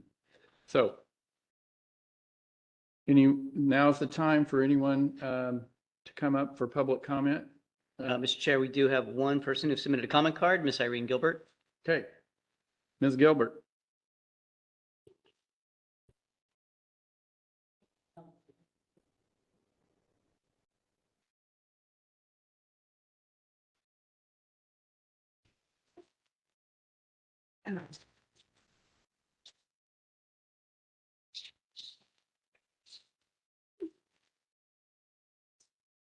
Okay. Thank you for allowing me to speak. I would like to remind council that I'm appearing not only on my own behalf, but also in the public interest. I have appeared during the original contested cases for Stop B28 or for the Boardman to Hemingway transmission line as an individual and also representing the public interest. So I continue to do that. I would like to take this opportunity to comment on the fact that the procedures for obtaining a contested case before the council in what, according to the statute, is a quasi-judicial process has been moved to a procedure that rivals and exceeds the requirements for appeals to traditional courts. Efforts by previous FSAC members to bring the rules into more of a user-friendly and fair process have been thwarted by the Oregon Department of Energy. For example, I was present during the meeting several years ago when the council denied all requests for contested cases on amendments to a site certificate for a wind energy development. At the time, the council members wanted to allow the contested cases. However, Odo told them that according to their rules, they were not allowed to provide that opportunity. The council members directly apologized during that meeting to the people who requested contested cases, saying, we have no authority to allow it. However, following that, they directed FSAC to amend the amendment rules and identify areas where the public did have the right to a contested case, and much a similar example to during an original site certificate. So it took a couple, 3 years, I don't know, 4 years maybe, before FSAC actually, or Odo actually rewrote those rules. And those are the ones that you approved, the changes to the amendment rules. Now, those changes did not provide any instances where the public would be allowed a contested case on their issues. What they did do is tighten the reasons for denying contested cases on amended site certificate conditions and completely denied the opportunity for a contested case for multiple other individuals under the Type B process. They also gave Odo the authority to decide whether to allow amendment requests to be processed under the Type A process, which allowed people to at least request a contested case. However, the change has continued with the process that means that all contested cases on amendments are being denied. At any rate, so in the Type B, the individuals couldn't even ask for, or can't even ask for a contested case, as you well know. The result is that contested cases are denied for reasons such as lack of specificity, lack of documentation to support the issue being requested, a lack of fully describing the issue during the public comment period, et cetera, et cetera. As each of these new and improved reasons for denying access to contested cases has been used, the public has attempted to adhere to these new standards that they are being held to. What the changes in the requirements have meant for me and others is that we have resorted to basically documenting our cases in the document requesting a contested case so that there is some basis for appeal, since the Oregon Supreme Court will only consider the case file when they do their reviews. And denying the public access to contested cases means there's no information from the public in the file supporting the requested contested cases. So it's sort of a catch-22. The requests that you are receiving include documents to make them available for appeal, as well as an introduction to the arguments for Odo and FSAC. The newest challenge is that Odo is doing one of two things. They are restating the contested case issue so that it fails to approximate the actual request that was made. Now, I've sat here and listened to council's description of contested case requests, and I quite honestly can't even recognize they're ones that I've written myself. But anyway, or the other thing that they do is they break down an issue into small segments, which actually are only examples of actions supporting the issue statement, and they're supporting objections. Then if something does go to a contested case, and here I'm talking about a new application that actually gets a contested case, they break down the issue, which is a single issue, into 5, 6, 7 sub-issues and call those the contested case. Then when the case is heard, the developer objects to anything that goes beyond this narrow piece of an issue that has been stated as the contested case issue. So it denies the public a chance to actually present their entire issue. And, you know, for instance, when someone's arguing that let's see, mitigation plans are not being addressed by counties, say, like they were previous to a recent change. And the issue is whether or not Odo should remove that opportunity for counties to have input. And the person lists 4 or 5 different instances where that opportunity for public input has been removed. It's not appropriate to say the issue is whether or not this mitigation plan should remove the opportunity for the county to comment. Whether or not this other mitigation plan should preclude the opportunity for the public. The issue is whether or not removing that opportunity is appropriate without notifying counties that their access to input on those mitigation plans has been removed. So that happens fairly frequently. Before you trust the summation of the contested case requests provided to you by Odo, and assume that it accurately reflects the issue of the contested case request, I encourage you to actually read the comments or the request that's made. And I realize that at this point, those requests run, 16, 17, 20 pages because of the fact that we are being forced to include documents that we know will be necessary in order to appeal an issue, given the pretty much 100% assurance that our requests for contested cases will be denied. So, look at, please look at the request, read what the public stated you're being told, and what they're objecting to. While council members are not required to read the written comments, it seems to me that the only ethical way to perform your function as a council member is to do that, to take the initiative to do that and do your own evaluation, not rely on a third party and their interpretation of what the issues are. And just ask yourself, if you submitted this request for a contested case, would you be satisfied if the decision makers were relying entirely upon a third party's description of what your issue is? And I think the answer that you come up with is no, you wouldn't be. You wouldn't be happy with that. And it wouldn't be accurate because it's somebody else's interpretation. Let's see.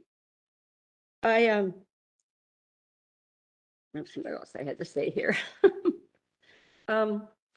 Now, a couple of, I believe since you've made decisions on Amendment 1, I think I can refer to the fact that Kellen correctly stated to the council that the council was to make a decision regarding whether to allow a contested case on, for instance, the Forest Practices Act requirements, and whether or not putting in site certificate conditions that are directly in conflict with the Forest Practices Act constitutes a waiver. Now, that is the issue. The issue is when FSAC puts in conditions that directly are in conflict with the Threatened and Endangered Species Law, the Forest Practices Act, the, all of the other ones where there are the noxious weed rules, if their conditions directly conflict with the state law, is that a waiver? Now, sooner or later, that issue is going to have to be appealed. And, that may occur now, or it may occur with Amendment 2, but it has to be appealed. It was that issue of whether or not FSAC can allow interpretations of what can be done in a forested area that conflict with other laws, whether or not FSAC can make interpretations of any of these things that are not consistent with the state law. Is that a waiver? Because Division 22 says that FSAC lacks the authority to waive a state statute. So, that I had asked or requested an appeal during the appeal process to the Oregon Supreme Court. I had requested an appeal of the treatment of the forest areas in the site certificate. I had also requested an appeal based on the use of the bond. And neither one of those was heard because I messed up. I was not timely. And of course, Idaho Power objected to that. And so those two issues were not heard. Those issues have to be heard because they are so important to the whole process of providing fair and legal site certificates. So let's see if I kind of scribbling notes here. I don't feel that the bond issue was clearly presented. Like I said, I thought Kellen did a decent job with the forest practices thing. The issue with the bond is whether or not the condition is consistent with the plain language of the rule and the law, which says that the council will authorize, that you'll require a bond that is consistent with your evaluation of what it takes. It talks about to restore the site. Now, you determined the amount necessary to restore the site was $140 million, whatever. So if you apply this plain language, the law and legal standards say you cannot remove, nor can you add to the language of a statute. Now, if you don't include the last part of a statement, which says the council's determination of an adequate amount to restore the site, it changes the whole meaning of what you're asked to do in determining a bond amount.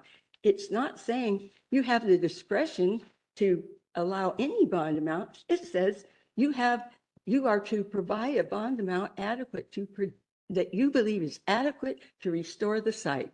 Now, that needs to be appealed, because I don't think any of you can say that the $1 a bond amount is adequate to restore the site. So anyway, I encourage Idaho Power to know that at least those two issues are going to be coming back around, and they'll either come back around now or they'll come back around with Amendment 2, but they really need a legal decision about do the decisions about an agency's interpretation of a rule mean what they say, which is you read the actual language of the rule. And if the actual language of the rule is clear, then there's no interpretation available. It's only when the rule is not clear that agencies have the authority to interpret rules differently. And of course, with the bond amount, it was interpreted one way for years.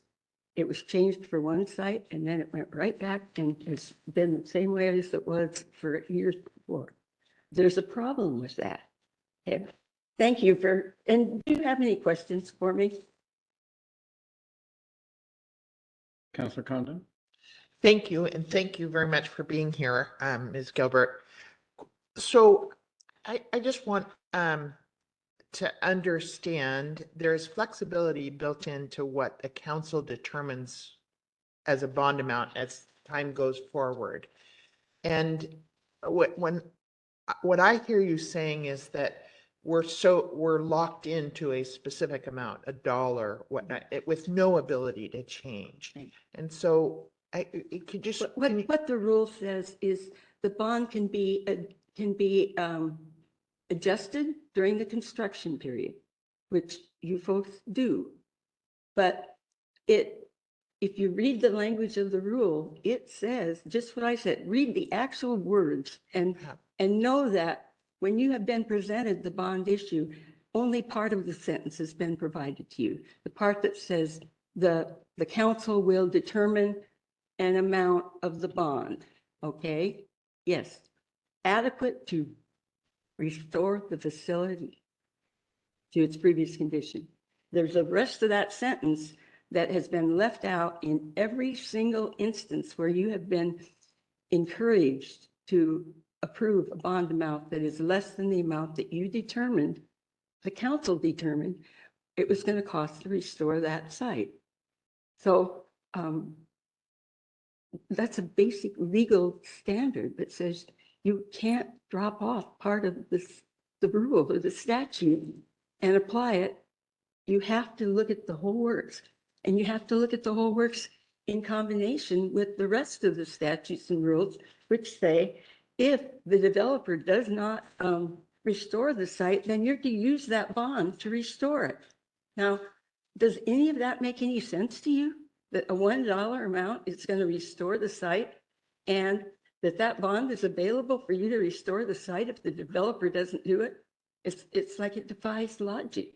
So I'm using that example, but just please be careful of what advice you're getting. And remember, the role of ODO is to build these developments because that's what their budget is based on. If they aren't building developments, they aren't funded. And if they aren't funded, they lose their jobs. There's no way around it. It's a conflict. So please, thank you. Read what the public has to say. Thank you. Thank you, Ms. Gilbert. Are there, Chair. yeah, Oh, was there another question? Not a question, but a comment. I know that the department is currently in a rulemaking on the contested case process, and I believe you're on the Rules Advisory Committee.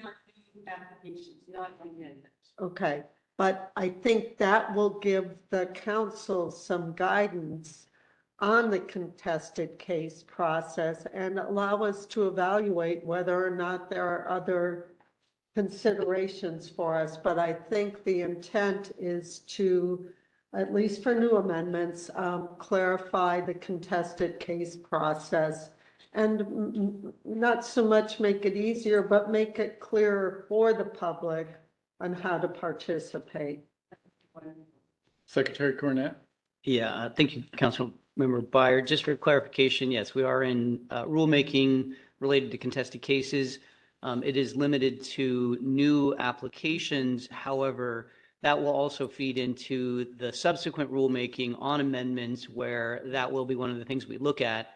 And, whatever information comes out of the contested case rulemaking certainly can be applied. There are obviously some nuances that have been discussed today regarding the availability and thresholds for contested cases and amendments, but those will also be evaluated in that amendment rulemaking.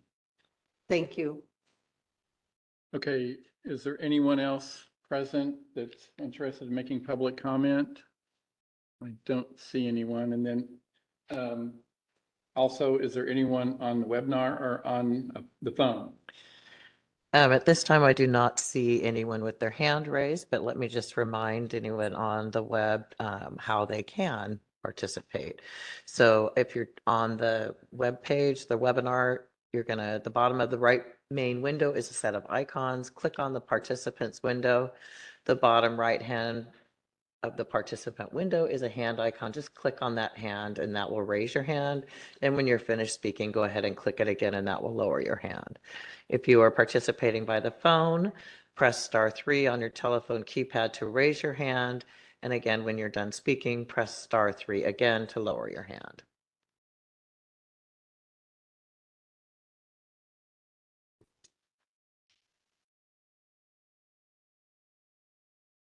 And at this time, I do not see any hands raised.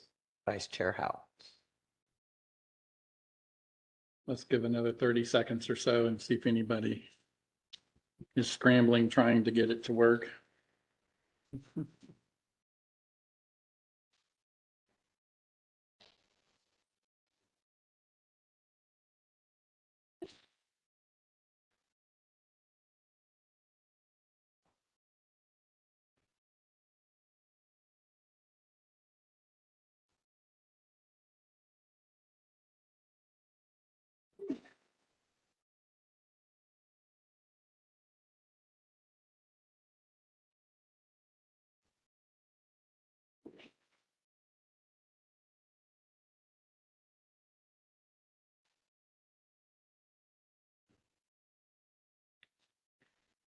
Okay, it looks like no more additional public comments, so we'll move on to the next item, which is the Obsidian Solar Center Amendment 1. This is an information item. We've got Kathleen Sloan, Senior Siting Analyst, to present an overview of the approved 400 megawatt alternating current solar voltaic energy facility and the changes proposed in the request for Amendment 1. Ms. Sloan, it's yours. Thank you, Vice Chair Howe. For the record, my name is Kathleen Sloan. As stated earlier, I am a Senior Siting Analyst for the Department of Energy. I'm going to try to share my screen. Okay. All that techie.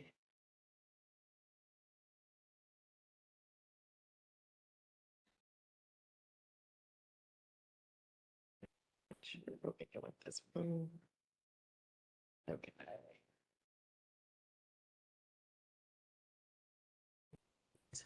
All right. So for this agenda item, this is an information item for council. It is to cover the council review of the draft proposed order and the public comments received on the record for the Obsidian Solar Center request for Amendment 1. So just as an overview for the agenda item, I will give you a basic overview of the facility, the components, and the amendment request. I'll also go into a summary of the draft proposed order with the focus on the condition language that actually changed from the original site certificate as far as recommendations. We'll also do an overview of the public comments received, both during the public hearing, which was held in Christmas Valley on August 24th, and also through the comment portal or email written comments received on the record during that public comment period. And then it will go to council for discussion and deliberation. There's no decision or action required at this time, but council may have the opportunity to ask questions, make recommendations for changes to be incorporated into a proposed order, or you can just advise us to prepare the proposed order. But we will prepare a proposed order and issue that proposed order based upon council's review today. So just really quickly, an overview of the approved facility. Council approved the site certificate on February 25th of 2022. The certificate holder is Obsidian Solar Center LLC, which is a wholly owned subsidiary of Obsidian Renewables LLC. The approved facility is for 400 megawatts of solar, 50 megawatts of battery storage related and supporting facilities. And the approved site boundary is approximately 3,921 acres. It's located in Lake County, about 8 miles northwest of Christmas Valley. So that map there is the approved facility. The solar center request for Amendment 1. The purpose of the amendment request is to add this 169 acres, additional acres to the site boundary so that the certificate holder has the ability to construct an intertie to either the BPA line, which is on the side of the proposed amended area, versus what has already been approved, which was to allow for an intertie to the PGE. They want to construct one GSU substation within that area. They will also be increasing the voltage of the transmission line from 115 kilovolts to 138. Similarly, the collection system from 34.5 to 138. And some modifications in the length of the transmission line and the collector lines, particularly how much was above ground versus below ground. So this map shows you the requested amended site boundary. On the left-hand side of the map, you're going to see the orange cross-hatched area, which is, I think I could use my low pointer right in here. That's the amended 169 acre site boundary. Within that is this 84 acres, which is in pink. That is the proposed micrositing area, but the certificate holder did want some flexibility on where to site those components within that pink area.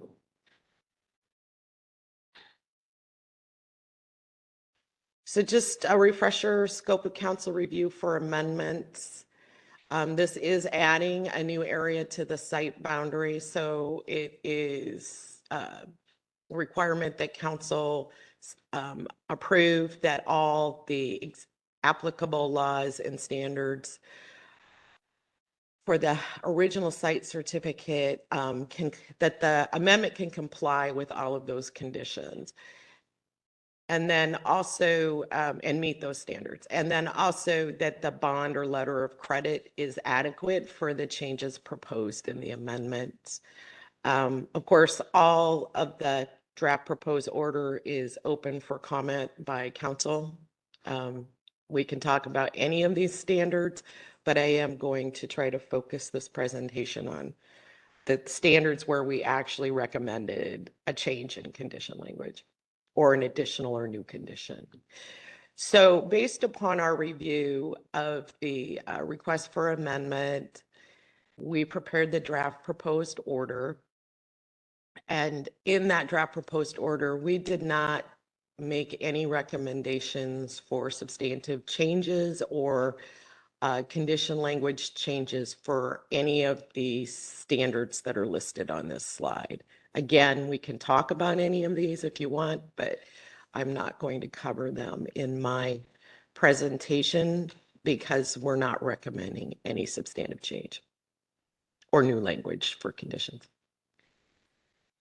So the standards that we are going to focus on today are the ones that we actually did either make a change in recommended condition language or a new condition recommendation. And so these are the standards listed here. And my next few slides are going to focus specifically on the proposed change or new recommended language. And council will also be able to take a look at the red line that we have prepared in the draft site certificate for each of these. So the first one is the general standards of review. Basically, because the RFA, the request for amendment, is asking to change the transmission line corridor, it actually requires a change in general standard condition 9 to allow for that change from 115 kV to that 138 kV. And so in our recommended amended condition 9 under general standards of review, we have provided a red line that basically reflects that change, that upgrade from 115 kV, the change in the extent of the corridor, and also providing that additional point of intertie with the addition of area E. So does council have any comments or questions at this time? Okay, we got to move on. So the next standard where we proposed either new or revised condition language is organizational expertise. One was to reflect that the change in just the structure of the facility as far as the increase in the kilovolts of the collector lines and the intertie, that we ensure that the certificate holder has retained qualified personnel to do that work. And again, it's reflected in the new recommended conditions, which is 6, 7, and 8, which also speak to that issue of qualifications and making sure that the staff, professionals, contractors, construction managers meet those qualifications for this upgraded facility. So the first is a recommended amended condition because there is an existing condition 2 that does speak to this additional requirements for both the qualifications and the information provided prior to construction for the construction manager and the on-site manager. A little more specificity, particularly requiring that 72-hour notification if there is a change. So this is our recommended amended language for that condition. Oh, go ahead. Councilor Condon. Vice Chair Howe, thank you. A question related to the statement or the assurance that the construction manager has experience in managing permit and regulatory compliance requirements and is qualified to manage a utility scale solar facility. What is it that we're looking for? I think that it's really about looking to see that it is that, again, it's to make sure that the certificate holder has the professional capacity to manage such a robust project. Like, I think it's looking at what we asked, what it said for before was that the construction contractors be able to be qualified to manage a project. But what we've learned is that the certificate holder does retain these on-site project managers, construction managers, and that these people really need those similar qualifications because they have to oversee the work of the contractors. And I think that was something that we've just learned along the way. Okay. Thank you. I'll just add, kind of related to my comment, and then the secretary gave the report with respect to the organizational expertise, is that it's that this digging down that I'd like to know more about is what's expected from what. If an applicant provides information, how are we assessing it? So, thank you. Okay, thank you. Vice Chair Howe? Councilor Byer? And as you're getting to the next conditions, just thank you for adding additional conditions regarding project management throughout the life of the project.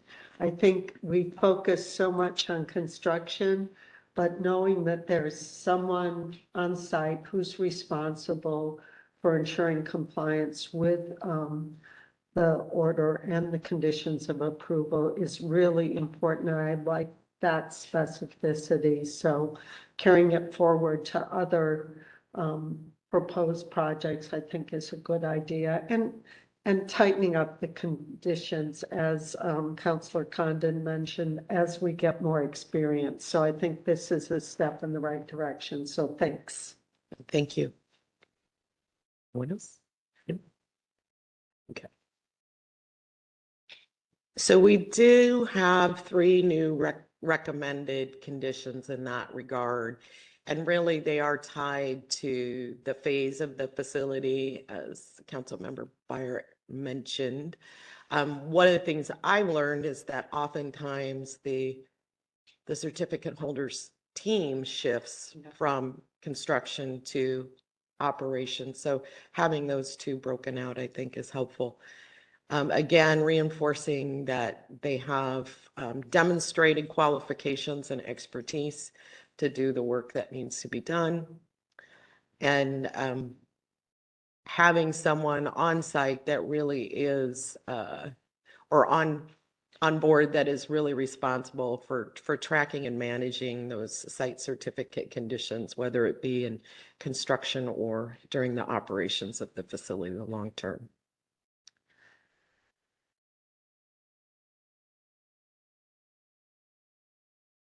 So the next standard is the land use standard. I think council will remember that the question that came up over the addition of the 169 acres was really related to the water rights, the fact that it's irrigated agriculture.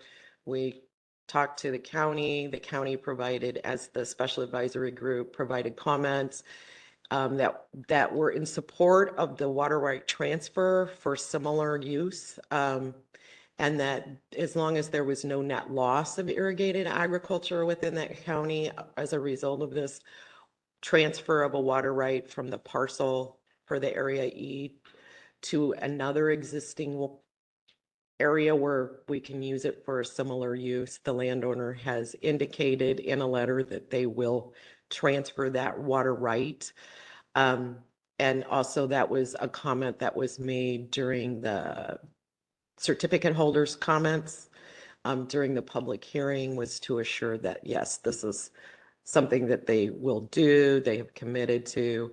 But to make sure that that happens, we have recommended a new land use condition, number 8, which basically states just that if they opt to build within this Area E, that they will provide us with documentation that the water rights associated with that area have been transferred for similar use within Lake County to ensure that no net loss to irrigated ag. I don't know if anyone has any comments, questions on that. Otherwise, I will move on.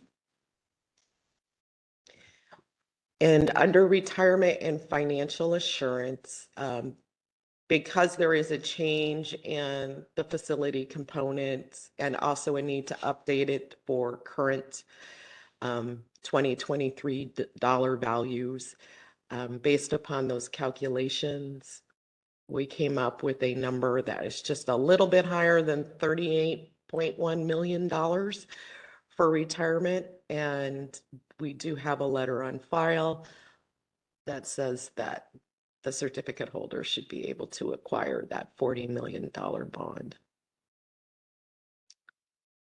We didn't make any other recommended changes to that, but I see Councilmember Condon has a comment. Thank you, Vice Chair Howe, and thank you, Ms. Sloan. Just a question. I'm curious, I probably could have looked this up, but has Heffernan Insurance Brokers provided a bond for us? Ever? I did not know. Thank you. Just a point of information. Thank you. Apparently not that we're aware Okay, thank you. But they are on our approved list for financial institutions. So they just haven't provided a bond before. Thank you. Thank you, Councilmember Condon. And so next standard is the wildfire prevention and risk mitigation standard. I think of note is that this standard had not been fully adopted at the time that the site certificate was approved. So there are some recommended changes in the draft proposed order to reflect the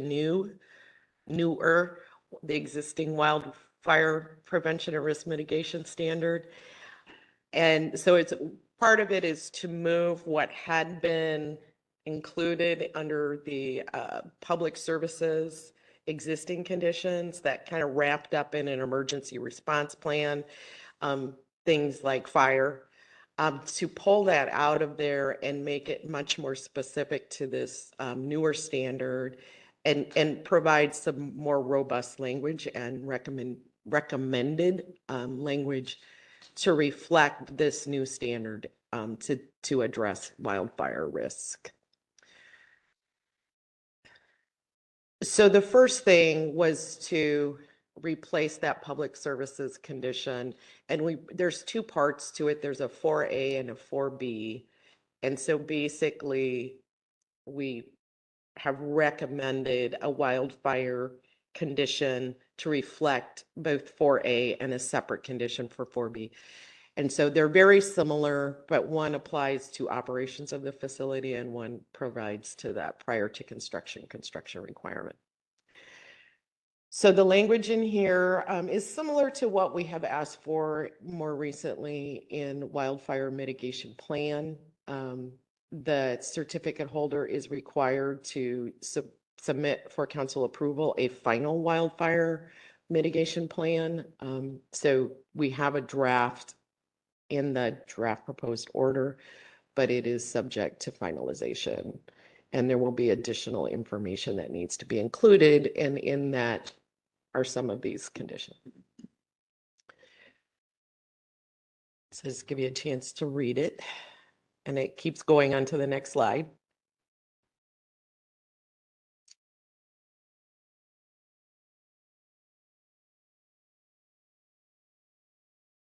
And again, this is to be more consistent with how we're addressing this newer standard in our site certificate condition. Councilor Condon? Sure. Thank you, Vice Chair Howe. So this whole wildfire mitigation plan review and approval for us is a new thing. Right. And as I was reviewing the material, it wasn't long after the Lahaina fire. And one of the things that I don't see in our conditions or really anything else we've discussed is any notification process or procedure for adjacent landowners should an ignition occur. And I'm wondering if there is an opportunity to include a condition for an alarm system or notification system that, by the time the fire department is called, people come to the site, it may be a while. And so is there an ability to put a condition on that there be some sort of alarm system should an ignition occur? So can I ask a clarifying question so I make sure I understand? Is it more aligned with like, oh my gosh, there's a fire, we got to tell people right now? Or is it like an after action response where there's been an incident and then they're going to notify the adjacent landowner? It's at the time. At the time. Yes. Okay. Yes. So Vice Chair Howe? Counselor Byron. So it looks like in subsection 5, there's an opportunity to require some sort of notice to adjacent property owners. I know in Deschutes County, you can sign up for wildfire alerts or other public safety alerts, but maybe leave it to the developer in conjunction with the county emergency managers to figure out the best way to identify property owners. I know in Christmas Valley, the properties are really big. There aren't a lot of structures, but there may be other resources at risk. Some of the property owners may be absentee, but figuring out with the county emergency managers the best way to notify. So keeping it fluid to not say you must call everybody or you must text everybody, but to at least have the applicant explore with the local governments what that best way to notify under the heading of minimizing risks to public health and safety. Does that make sense? No, I think that's a really good comment and I appreciate it. I think that typically because we are requiring this preparation of the wildfire mitigation plan, I think that in the plan, that's where that information could be included. It would logically be included. And, so much of the wildfire response is that interagency, intercoordinated, whether it's the incident command system or, the county, state, federal firefighting teams. I think that would make a lot of sense. I don't have any other questions about that comment, but I think it's well taken. Thank you. And I think that the existing standard allows for that to be incorporated into a plan. It's making it full. Yeah. And then similarly, like I said, these are almost identical language, but one was for prior to construction and this one is prior to operation. So this is the one that would replace the existing public services condition 4B to make it more specific to this standard and also apply to the operations of the facility. And again, it has that same language that identify those preventative actions and identify procedures to minimize risk. I think that's where it would logically fall in there, but I think it's a really good comment and we'll make a note of that for sure. So, and then the last two are basically kind of follow-up conditions to the requirement of the wildfire plan is that it be adhered to during construction and operations of the facility. And that council will have the ability to make comments on that. So I believe this, I'm not sure if this is the last one or not. So under siting standards for transmission lines, again, it's because of that change from 115 kilovolts to 138 that we just needed to recommend changes to that language to say exactly that. So that it's consistent with the current proposed design. Okay, so we issued the draft proposed order on August 1st and opened it up for public comment, which closed at the end of the public hearing on August 24th. The department has recommended in the draft proposed order that council find, based upon the preponderance of evidence on the record and with recommended new, amended, and existing site certificate conditions, that the site certificate may be amended as requested. So we are also recommending that council find that with existing recommended and new conditions, the facility with proposed changes will continue to comply with that general standard of review requirement. So we have proposed in our draft proposed order that council approve it. I'm going to go next into the public comments that we received. So we received one written comment submitted through the comment portal during the public comment period. It was received on August 21st. There were no other comments made by the public other than what was made on the record during the public hearing. And just really briefly, again, an overview. Council's been provided with this comment in their packet before the August meeting. It's also incorporated into the comments that are listed that we will include in the proposed order. Basically, just the commenter submitted a copy of a paper that she helped write. And in general, it's kind of anti-renewable, or it's at least calling out renewables as not necessarily being environmental. But these comments honestly were not specific to this project. It even said that in her submittal, not specific to this facility, this draft proposed order, or the amendment request. And so just want to emphasize that, since our response to comments is tied to being tied to a standard or the facility or the requested amendment. So for informational purposes, it was provided. And then our summary of the comments that we received at the public hearing. As I had mentioned, we held the public hearing in Christmas Valley on August 24th. We counted 11 members of the public that were there, and an additional 7 individuals attended through the WebEx, so it was available via WebEx as well. The certificate holders representative did make oral comments during the public hearing, as did members of council. However, no members of the public commented during that time. We didn't receive any requests for a comment through the WebEx, and no one in the room during the hearing wanted to comment. So they were there to participate and listen, but they had no comments to make. I'll go over a little summary, but we did close the public comment period at the end, at the close of the public hearing on the 24th.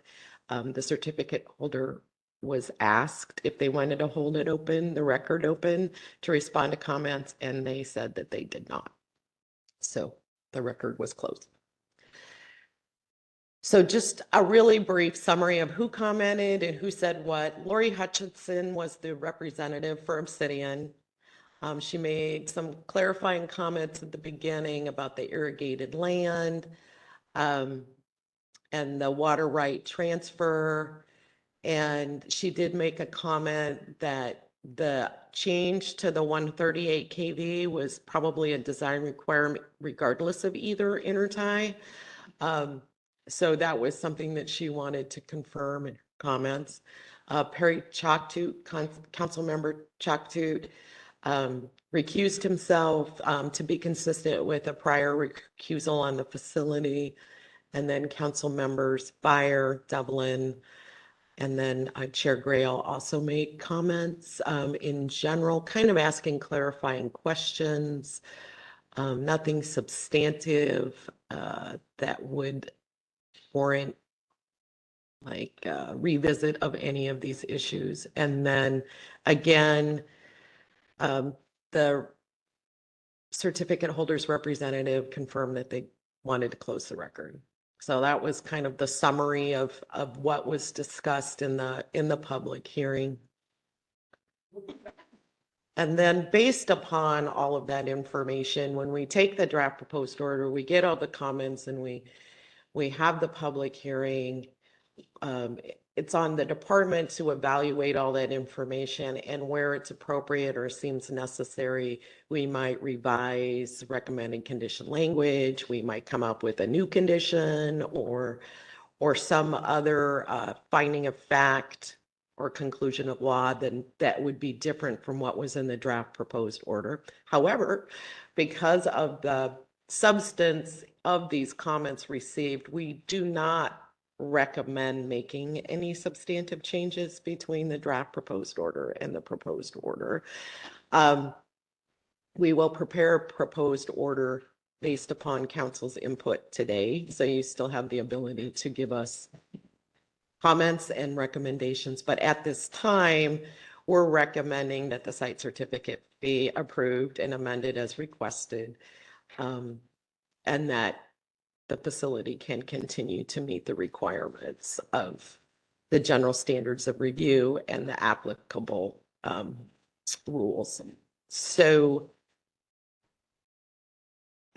that's kind of where my presentation ends. I think at this point, it's just up to council to ask any other clarifying questions or make any additional comments. But our next step would be to take whatever comments you give us today, prepare and issue the proposed order. And we will notice that we'll issue the notice of proposed order and an opportunity to request a contested case once that proposed order is ready. So I will stop at this point and turn it over to council. Okay, any follow-up questions or comments? Councilor Byer? Just on the record, just that one clarifying piece of language about any of the mitigation plans, including a provision for notice to adjacent property owners of ignition or wildfire event, whatever the proper language is, and we'll leave it to you to craft that. But I think giving some flexibility to the applicant and local government, but still providing that notice. Okay. Thank you. Anyone? Any other comments, questions? Okay, Ms. Sloan, thank you very much. Thank you. Wait. I did, and I couldn't see anybody on video stream.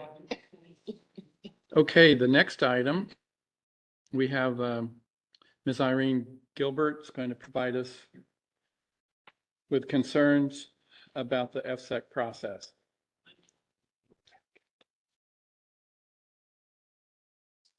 And this is a 15-minute presentation. And I hope it doesn't take 15 minutes because I already have talked some about process. However, I did submit a letter to FSAC following the meeting on July 17th, 18th, and 19th, and following listening to the decisions that were made on the 19th. In fact, twice I listened to that. I had not planned on bringing this issue forward as a contested case until I did listen to the meeting minutes. And also I had requested that my letter be provided at the August meeting for the council to discuss. And since it wasn't, I knew that the decisions would be made regarding that site certificate amendment before council had received the information. And I requested that the council require 4 things: that FSAC schedule their meetings so that when there's a hearing, there's a period of time between the hearing and when decisions are made, to assure that council members have the opportunity to actually read the requests that are made. In this instance, it was real obvious that people didn't have time to read those comments or requests. That FSAC require that public notices accurately reflect the changes that are being made. If you read over the announcements for the Amendment 1 changes, they really understate the fact that, for instance, they say changes to make it easier to for SAC to do their work. I mean, it really minimizes these changes, and some of the changes to the site certificate conditions are very, very serious, very impactful on the public and on public agencies. So I believe that they should be required to clearly state what the opportunities are for the public to ask for a contested case. That's required anyway, and it was not clear. And I think if you were to read the actual language and the quotes in my request for a contested case, you would see that it was not communicated. So when changes are significant, they should be presented as significant. And there are a bunch of changes in Amendment 1 that are significant. For example, the counties were removed from having an opportunity to participate in developing the mitigation plans or for at least 3 different things. The fire one, I believe it's the blasting one, and one other one that I specifically noted. Oh, the restoration, site restoration, plan. Now, nobody's telling the counties that they are not going to be participating in those changes. And it would seem to me that they should have been made aware that they could argue against it and they could ask for a contested case.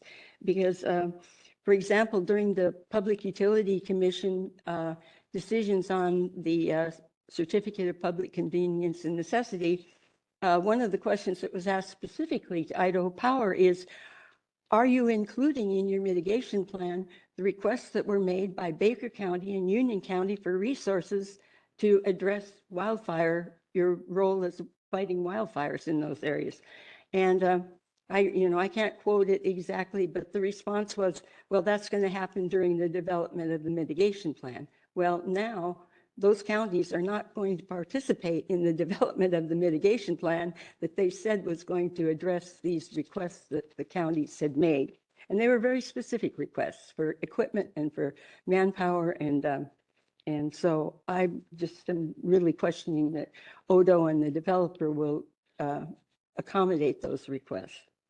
Now, this thing with the counties is, and I'm not saying that the counties would appeal, because quite honestly, appeals to your decisions are very costly, and most counties have a very tight budget and really don't have the funding to do that. But it kind of brings me to one of the things that causes me angst, and actually it has clouded my impression of Todd Cornett for years. So it was because there was a Excuse me, bill. Mr. Vice Chair, I would just say, please keep this to our process and Okay. do not get personal. Okay. You have the inclination to get personal sometimes, and I would Okay. recommend that you do not do that. Okay, thank you. Thank you for the reminder. There was a legislative subcommittee that was hearing a change to the rules regarding ODO and FSAC. And the subcommittee met and the public made all their comments. And then after all of that happened, there was a work session, and ODO came forward and asked that the section in the statute that allowed counties to have up to $50,000 to argue contested cases before the Department of Energy if they disagreed with the final site certificate was removed. And the argument was, well, the counties and ODO are in agreement. We're partners in this. So there really isn't any reason why developers should have to provide $50,000 for counties to argue against the final site certificate. Well, I'm sure Umatilla County, I'm sure could use that money now, because they are coming up with the budget to appeal, and other counties just flat out can't afford it. They don't have the Secretary funding. Cornett? Huh? Yeah, Mr. Vice Chair, and I don't mean to cut you off, and certainly I'll let you go, but if you'd like clarification on that point, I can provide that later on. That's not accurate, but I can provide that clarification later Yeah, I on. think we'd like to Yeah, know. yeah. I'm sure there are written notes from that meeting, because it was a subcommittee formal meeting that I did attend. I've made it my avocation to follow FSAC and Odo for the last many years. The other thing is, and, you know, when you make a derogatory statement about a member of the public, I mean, Mr. Carnett here is asking the response. It would be nice to get a chance to respond. Yeah.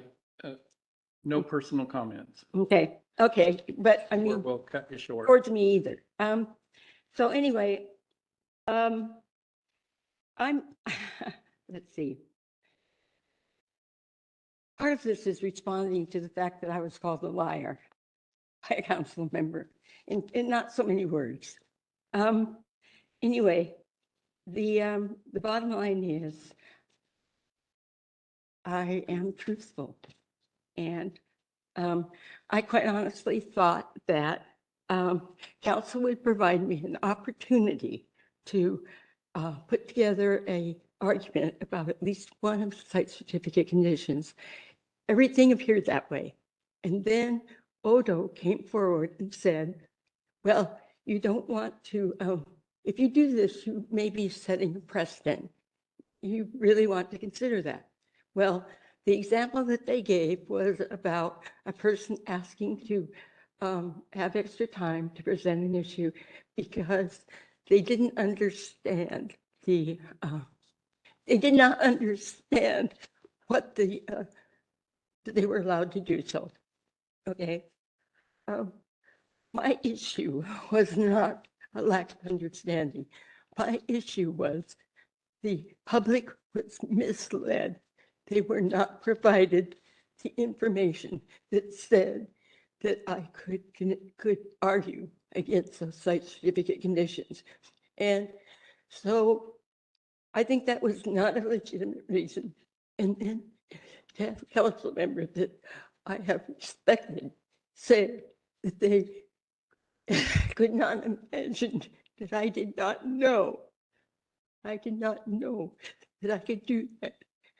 It was so demeaning and degrading and so against every thing that I have ever been taught by my family. So I'll give you an example. When I was a kid, of my ethical basis, when I was in grade school, I had 3 younger brothers, and there was a point where one of us did something bad, and if I recall rightly, it was throwing rocks at a passing car. And my dad lined all 4 of us up and said, I want to know who did that. I will know who did that. Either the person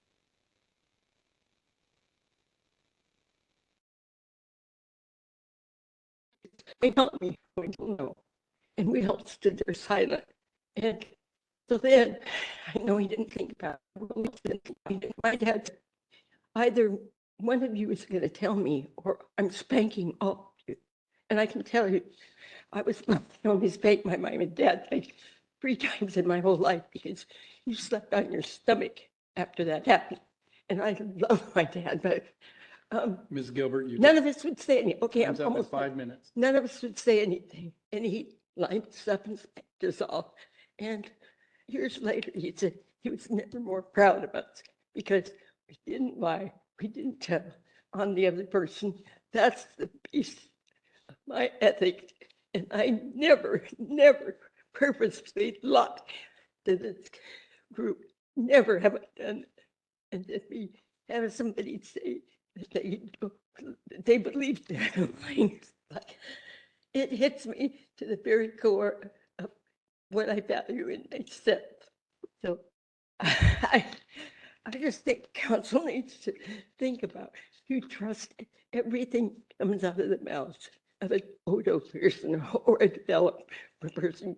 You don't ask them to document when they say they have insurance or anything that they say, because that came up in the same meeting.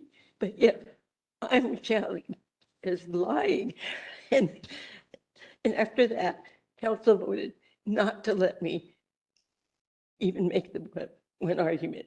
Now, I hope that never happens to another person ever. So that's why I needed, and I hope you guys talk about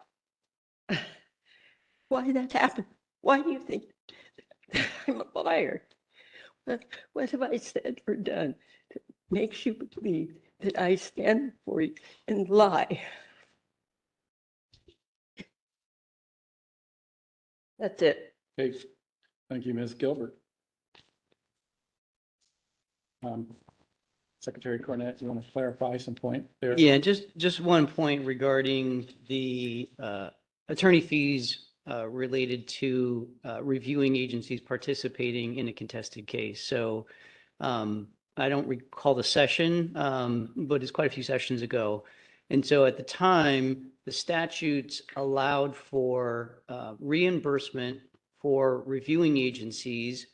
This was specifically state agencies and local governments in the participation in the FSEC process. Tribal governments were not included in the statute. So there was some questions whether we had the authority, the department had the authority to allow for reimbursement for tribal governments to participate in the FSEC process. So we initiated a bill. We started with the legislative concept. We initiated the bill, the department and specifically the citing division, to allow for tribal governments that are participating in a council review to be eligible to get reimbursement. That was the bill forum. As part of that, the development community, this is not something that we initiated or we even thought of, the development community created what Ms. Gilbert was talking about, was to eliminate the opportunity for reviewing agencies to get legal fee reimbursement during a contested case. During that time, that was an acceptable trade-off for the governor's office. That's why that moved forward in the bill with those two things. It was not initiated by the department, was not initiated by the department staff. It was basically the development community wanted something in order to allow for more potential reimbursement by tribal governments. That is the facts on that. So I just wanted to clarify. I know that has been brought up in numerous occasions, and I wanted to be clear about how that actually played out. Thank you. That was informative. Councilor Byer? So this is Counselor Byer. Thank you to Ms. Gilbert for coming over, and we appreciate your participation in all our hearings. I think during the Christmas Valley hearing, during the Council Secretary's report, we did discuss the issue of getting comments and making decisions the next day. And we will, consider that, especially when we get numerous comments and numerous volumes of information, that it does, we do need to take the time to go through those and consider that information. When we have other issues like Christmas Valley where we didn't get comments, it makes sense to move ahead with decisions, though that wasn't a decision-making opportunity. So thank you for that process check, because I think we all need the time to really do justice to the comments we receive from the public. And I think staff does a good job synthesizing things for us, but we need that time to even look at their synthesis. So thanks for your time today. Oops. Okay. Thanks for that, Councilor Byer. This is time for us to break and grab a working lunch. Mr. Vice Chair, I would say we are running early. Certainly you can if you want. It's 11:30. I know lunches are here. But I would say the next agenda item could be relatively quick, and then maybe an opportunity for a break to grab lunch. I hadn't scrolled down enough to see that the next item was short. So yes, Ms. Fleming, we've got Idaho Power Corporation's request for council review of financial institution. This is an action item. Oh, okay.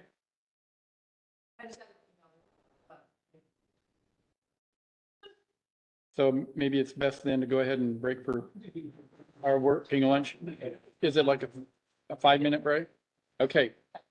So we're taking a 5-minute break to grab our lunch. come back at 11:40.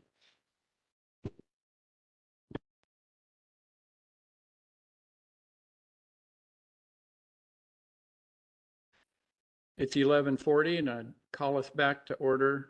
And we've got, next item is Idaho Power Corporation's request for council review of financial institution. This is an action item.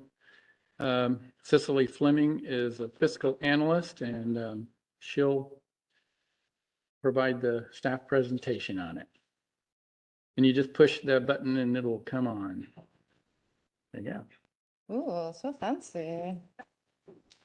Good afternoon, Vice Chair Howe, members of the council. For the record, I'm Cicely Fleming, and I'm here before you to present or to recommend that council add CNA Financial to the council's list of financial institutions pre-approved to provide financial assurance to meet the council's retirement and financial assurance standard. As you're aware, council rules require that state certificate holders obtain financial assurance from an entity approved by council and in a form approved by council. We evaluate these annually or as requested by developers or site certificate holders, and this is one such request. Idaho Power has requested that we add CNA Financial to for their use in providing a bond for the Boardman to Hemingway transmission project.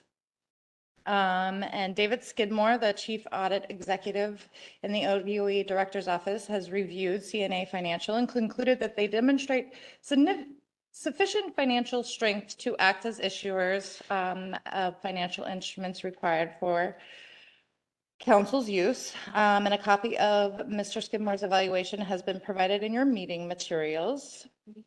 Next slide, please, Nance.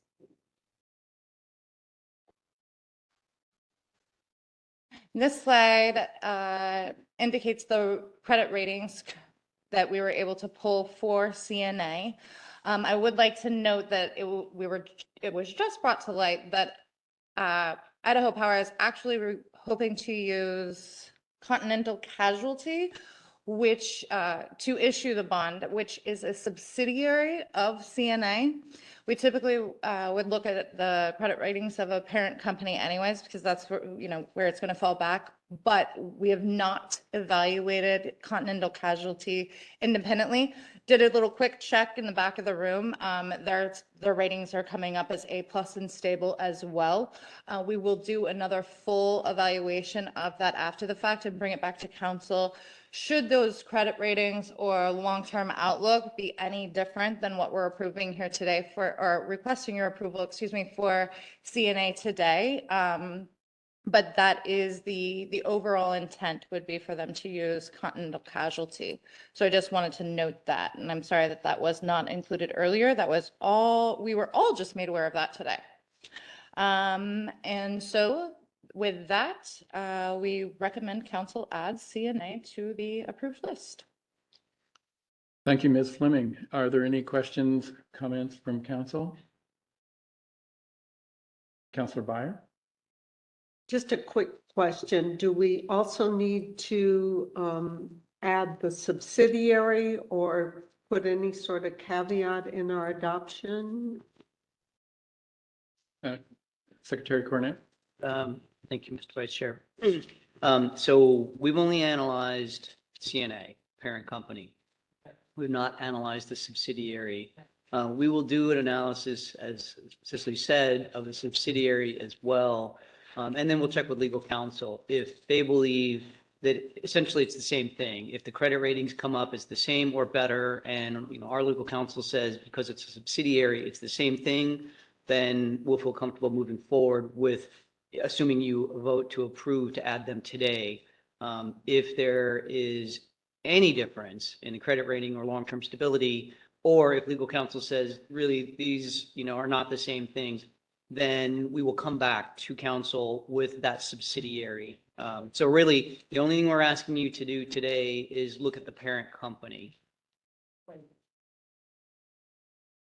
Okay. Thank you for the clarification. Yeah, thanks. So if there's no other questions or comments, I don't Would you take a motion? Yeah, ready to take a motion. Yeah, I would recommend that we add CNA Financial Corporation to the list of approved financial institutions with the caveat that there's additional information on the subsidiary that would come back to council upon legal counsel's recommendation. Okay, is there a second? Yeah, this is Jordan. I'll second. Thank you. Okay, we've got a motion and it's been seconded. So Secretary Cornett, could you call the roll? Richard Devlin, Aye. Ken Howe, Yes. Ann Byer, Yes. Jordan Truitt. Yes. Motion carries, Mr. Vice Chair. Okay, thank you. Thank you, Cicely. The next item is radioactive material enforcement rulemaking. This is an action item. We've got Tom Jackman, citing policy analyst and rules coordinator, Maxwell Woods, Assistant Director for Nuclear Safety and Energy Preparedness, and Tom Cecilia, Hanford hydrogeologist. So with that, I'll turn it over to you guys.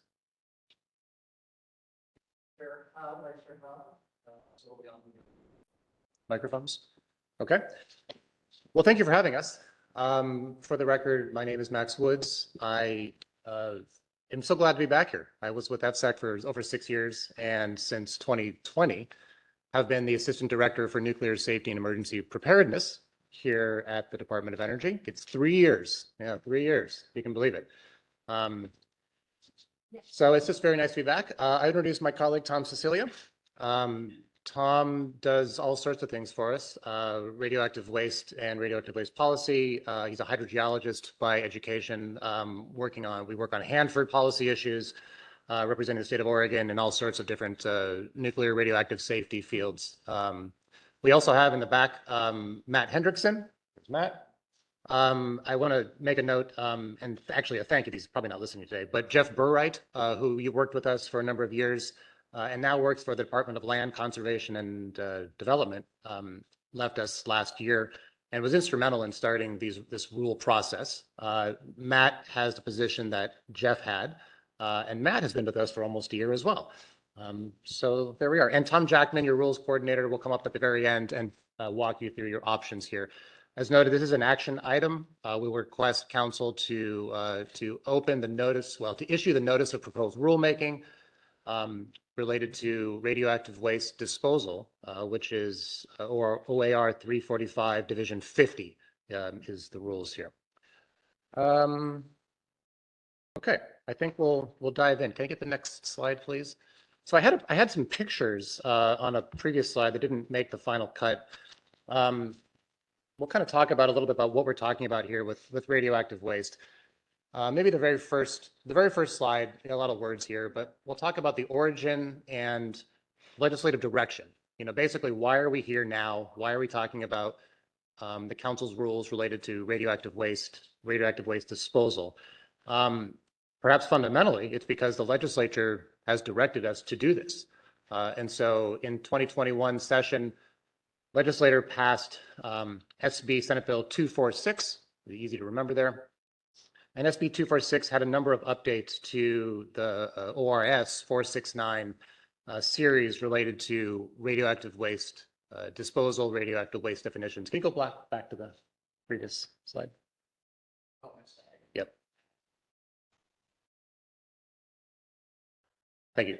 So here we go. So ORS 469-525 sub 1. The bold, which is kind of hard to tell on the slide, the bold is what changed in the statute.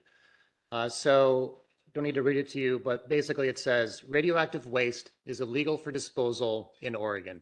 It's also illegal to transport or to arrange for disposal of radioactive waste in Oregon. Okay, so that seems at first glance, okay, fairly clear, straightforward. Go to the next slide, please. I'll tell you why it's not so clear. This is kind of your charge. So SB 246 also included two main directives to the Energy Facility Siting Council and us as your staff. The first point here, the first bullet here, directs FSEC to do what we're doing now, to adopt standards and rules as necessary to prevent the disposal of radioactive waste within the state. And I should make note that this statute 469525 has existed since the late 1970s, early 80s. So the prohibition on disposal of radioactive waste in Oregon is not new. In 2021, the definition of what constituted, well, shall we say, the illegality was broadened to include the transportation companies and the brokers. But disposal has always been against the law, I guess, against statute since the late 70s and early 80s. And Tom and I and our colleagues have listened to both the some of the transcriptions of statutory debate at those original statute times, as well as looked at your predecessor's rulemaking history from the late 70s and 1980s, when the rules that we'll talk about today were first promulgated in the early 1980s, late 1970s. And it's interesting dialogue and debate. And actually, some of the exact same things we're talking about now, 40 years later, were talked about at the same time, at that time. So there's a lot of continuity between the history here. Anyway, so that's the first directive is 469525 sub 2. FSAC shall adopt standards and rules as necessary to prevent the disposal of radioactive waste within the state. And then in 469300, which you'll recognize from the definitions section of your statutes, radioactive waste is defined. And radioactive waste is also defined by what it isn't. And that's the directive to FSAC right here, which the 23BA, as it says here, part of our project, our task is to identify materials, identified by council by rule as presenting no significant danger to the public health and safety. So that is a good portion of our discussion on the Rulemaking Advisory Committee, and what we'll talk about today is a discussion around how do you establish the rule set that really gets to what is radioactive waste? What constitutes radioactive waste that's subject to the disposal ban, and what, as it says here, is not a significant danger to the public health and safety, and thus should not be considered radioactive waste and not subject to the disposal ban. Okay, go to the next slide. So here we're kind of summarizing the objectives of what we're taking on. Carry out the direction for the legislature, very obvious. Evaluate whether changes to the rules are needed. Well, that's always one of your tasks, I think, in a rulemaking project is, do you need to make this change? We think yes, and we'll get to the why and what in a little bit here. Bullet 3, consider what standards and rules are necessary to prevent disposal of radioactive waste. That was that first charge from the legislature. And then the fourth bullet, which kind of summarizes that second charge from the legislature, which is what materials should not be considered radioactive waste. And then the last bullet is align requirements with practicable actions. And we'll talk about that a little bit here in a second. In particular, Tom will get into some discussions around what do you actually do? What does Oregon industry do when it has radioactive waste that it wants to dispose of properly at a licensed landfill out of the state? There's some practical measures that we think rules should be changed to allow and to consider in that regard. I should have mentioned at the very beginning, you have a staff report from agenda item G. We try to follow the flow of the staff report in here. And if you have any questions, of course, you can always ask about those. And perhaps what I just mentioned is worth mentioning again. There are licensed radioactive waste disposal landfills. There is one in Washington State. There's one in Idaho. So these exist. They just don't exist in Oregon. And so the disposal practice for an industry that does have known radioactive waste is to send it to these out-of-state landfills, and we'll talk a little bit about that and how that affects the rules here in a little bit. Okay, the next slide, please. So we'll talk about the history. This body initiated the rulemaking about 2 years ago, and you appointed a rulemaking advisory committee at that time. And the next slide has the members of the RAC. The RAC met 5 times, which, I read that in the slide and like 5 years, or I'm sorry, 5 times in 2 years. It doesn't seem like a lot. But I can tell you we were quite busy. This is, there's a lot of technical work that was done for the rulemaking project. There's a lot of education that had to happen from both staff educating the RAC members, but frankly, the RAC members educating us to understand what their issues were, what their concerns were, and for us to learn and understand the RAC's positions from all the individual members on the RAC, so we could really understand what they were concerned with and what they wanted to accomplish through this project. So we met 5 times. The 4th bullet also gets to sort of the back and forth that we've done with the RAC, which is the rules that you see in front of you as as attachment 5 of your staff report to agenda item G is the red line of the proposed rule changes. And we went back and forth multiple iterations, probably 3 major back and forths with the RAC, where we would, as staff, would draft rules. We'd take it to the RAC members and say, what do you think? Let us know. We both would discuss those at meetings and with written comments to us about those draft iterations of the rules. And basically for transparency and openness, we've included as attachments to your staff report those comments, and we had written comments from the RAC members on iterations of the rules. So if you were so inclined to follow the history of what changed over the last year or 2 that we worked on the rules, you could probably look at that and see where we've made changes in response to RAC issues and concerns. And the next slide, if you wouldn't mind, shows the RAC representation. I will note that FSEC appointed in this case, the organizations, and then the organizations selected the representatives to be on the RAC itself. So that's how that process worked. And you can see there's a wide range of sectors and interests that are represented here. Other state agencies, local governments, regional government, the Oregon Metro. Metro in Portland area is actually a big part of the trash and disposal industry in our state. And Metro doesn't have landfills, but they have transfer stations where all the trash from Portland Metro area goes to these transfer stations. Their transfer stations have radiation portal detection alarms. So if they do get a radioactive load, they trigger, and we often get notified of those triggers and can help them find solutions for what they have. So Metro is on there. We have environmental groups, we have industry groups. We will both have waste management as a specific industry. We also have 2 trade associations, Oregon Business and Industry, and the Oregon Refuse and Recycling Association.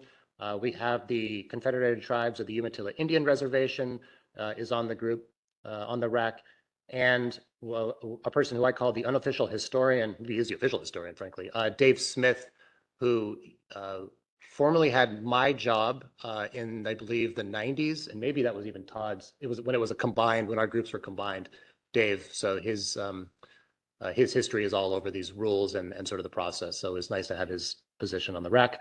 The 3 state aid, and just for information sharing, how we work today in state government, there's 3 agencies that work around waste and radioactive waste and radiation safety, shall I say.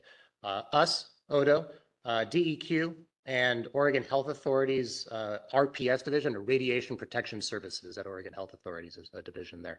And in my shorthand, this is how I kind of get my head around it. If it's radioactive and it's waste, it's our responsibility. If it's radioactive and it's not waste, it's Oregon Health Authority. And if it's waste but not radioactive, it's DEQ. That's how I kind of put that in my mind. And so together we work as one state government for implementation, compliance, and they've been on our RAC, and I appreciate their involvement here. And I believe if we do have specific questions, the Oregon Health Authority's specialists are on the line, and we could ask any particular questions if they do come up there. Okay, at that, I'm going to turn it over to Tom for more of the discussion. Thank you. For the record, my name is Tom Cecilia. I'm Hanford hydrogeologist at ODO. So the reason these rules are important and why FSEC was directed by legislature to determine what radioactive waste is because everything has radioactivity. A banana is a radioactive fruit. If you eat a couple Brazil nuts a day, you've incurred a quarter of your dose that the Nuclear Regulatory Commission recommends for unrestricted use. We'll talk about that. So we'll talk about that when we get further in. But this rule set draws the line between what's radioactive and what's radioactive waste. The way we like to talk of it is waste with some isotopes and radioactive waste. Next slide. So we started off with sort of the practical. What's broken in the rule set with that has changed over the decades since the rules were first adopted. I think the last major update of these rules was in '94. One thing that's happened is the waste industry has consolidated around 3 or 4 waste brokers that take shipments of this material to the radioactive landfills in Washington State and Idaho. Those brokers tend to make what's known as quarterly milk runs. So they'll have one shipment coming through every quarter where they stop at all the sites that have waste to pick up and take it out of state. The rule, as it's written currently, has a 7-day requirement for the waste to be out of the state. So once you find that you have radioactive waste on your site, you have 7 days to get it out of the state. It's physically not possible with the way the industry works these days. So we've included a modification to the 7-day rule, which sort of parallels what's done under the hazardous waste system, where you have 90 days of storage before you have a problem. It's understandable, though, that there are cases where the analytical results don't come back for 21 days. So it could be if you miss the 90-day window and you miss a milk run, you might have to wait till the next one. So we've included some language where the person holding the waste temporarily can request from our agency an extension for an additional 90 days, 180 days maximum, for the waste that you're not expecting. So if a transfer station finds something and they can't send it back to the generator, and they weren't expecting it, they can hold on to that for up to 180 days while they're waiting to get on the milk run and all the analytical results. Is it okay to ask questions, or would you prefer waiting to the end? Jump in, please. Are the 2 facilities, Washington and Idaho, are those federal facilities? Or are they just privately owned and governed by federal laws? It's a great question, thank you. They are both on US DOE owned property, but they're operated by a civilian company. They're both operated by US Ecology. So one is on the Hanford site and the other is in Idaho at the Idaho National Lab site. Yeah. And is there issues of interstate, like transportation, that triggers federal laws? Yes, it's another great question. The Oregon Health Authority Radiation Protective Services issues waivers for DOT shipments requirements. Typically, what we see is way below anything that either the NRC or the DOT would regulate. Really relatively low activity stuff, but it's just enough that it's above our dose limits, which we'll get into a little bit. Okay. Maybe I can provide a little more context. I should have mentioned this at the beginning. The federal government regulates certain types of radioactive material, primarily by the Nuclear Regulatory Commission over civilian nuclear industry, and by the U.S. Department of Energy over the legacy nuclear weapons fleet program, the Hanford site and the others that you see in Oppenheimer. That's the thing. The type of material that, and NRC also regulates, and they delegate to Oregon Health Authority regulation over some of the medical procedures and industrial uses of because there's a lot of industrial uses. I mean, geological exploration can use radioactivity for looking for things below the surface of the ground. Tom can speak to that better than I can. Anyway, so there's sort of a regulatory structure that typically comes from the feds and either federal directed or federal delegated to the states. But the type of material that we're typically talking about with our rules here and that Oregon is concerned with is not regulated by the federal government, even on delegation, because it's so low levels of radioactivity typically. And so the transportation question is a good one because the transportation regulation sort of depends on the type of material and its level of radioactivity. Sometimes it could be regulated, as Tom mentioned, and sometimes it's illegal for disposal in Oregon, but it's not radioactive enough to really be of concern to a federal entity. There's a lot to it. Yeah, and we're talking about, go ahead, sorry. This is Councilor Devlin. I'm trying to phrase this in some way that it's clear. For these to apply, it would have to be nuclear material that would be subject to the regulation. It would have to be waste and it would have to be disposal, right? So I'll give you 3 for instances. The 34 casks at the Trojan site are not disposal. They're actually storage, and obviously they're heavily regulated. This would not impact the 2 research nuclear reactors, small reactors at Reed and at OSU, correct? Or I would assume many medical facilities have to store isotopes that they're going to use in treatments. So this should not impact any of those, right? Because we're talking That's about correct. disposal. Okay.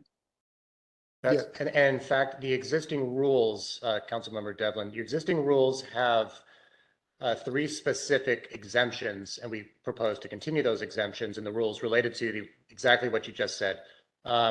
The Trojan, so folks probably know this, but Oregon used to have a nuclear power plant. It was demolished or decommissioned in the late 90s, early 2000s, but the spent nuclear fuel still sits out at the site, which is in Columbia County near St. Helens. That is temporary storage, and that's called out in the rule, and I believe it's in statute, that is not temporary, that is not disposal, temporary storage. The 2 research reactors at OSU and Reed also have a carve out in the rule, and in fact, it references a site certificate, which your predecessors issued to both of those facilities. And so that is, again, that's not even a waste. Those are used operating research reactors for training purposes.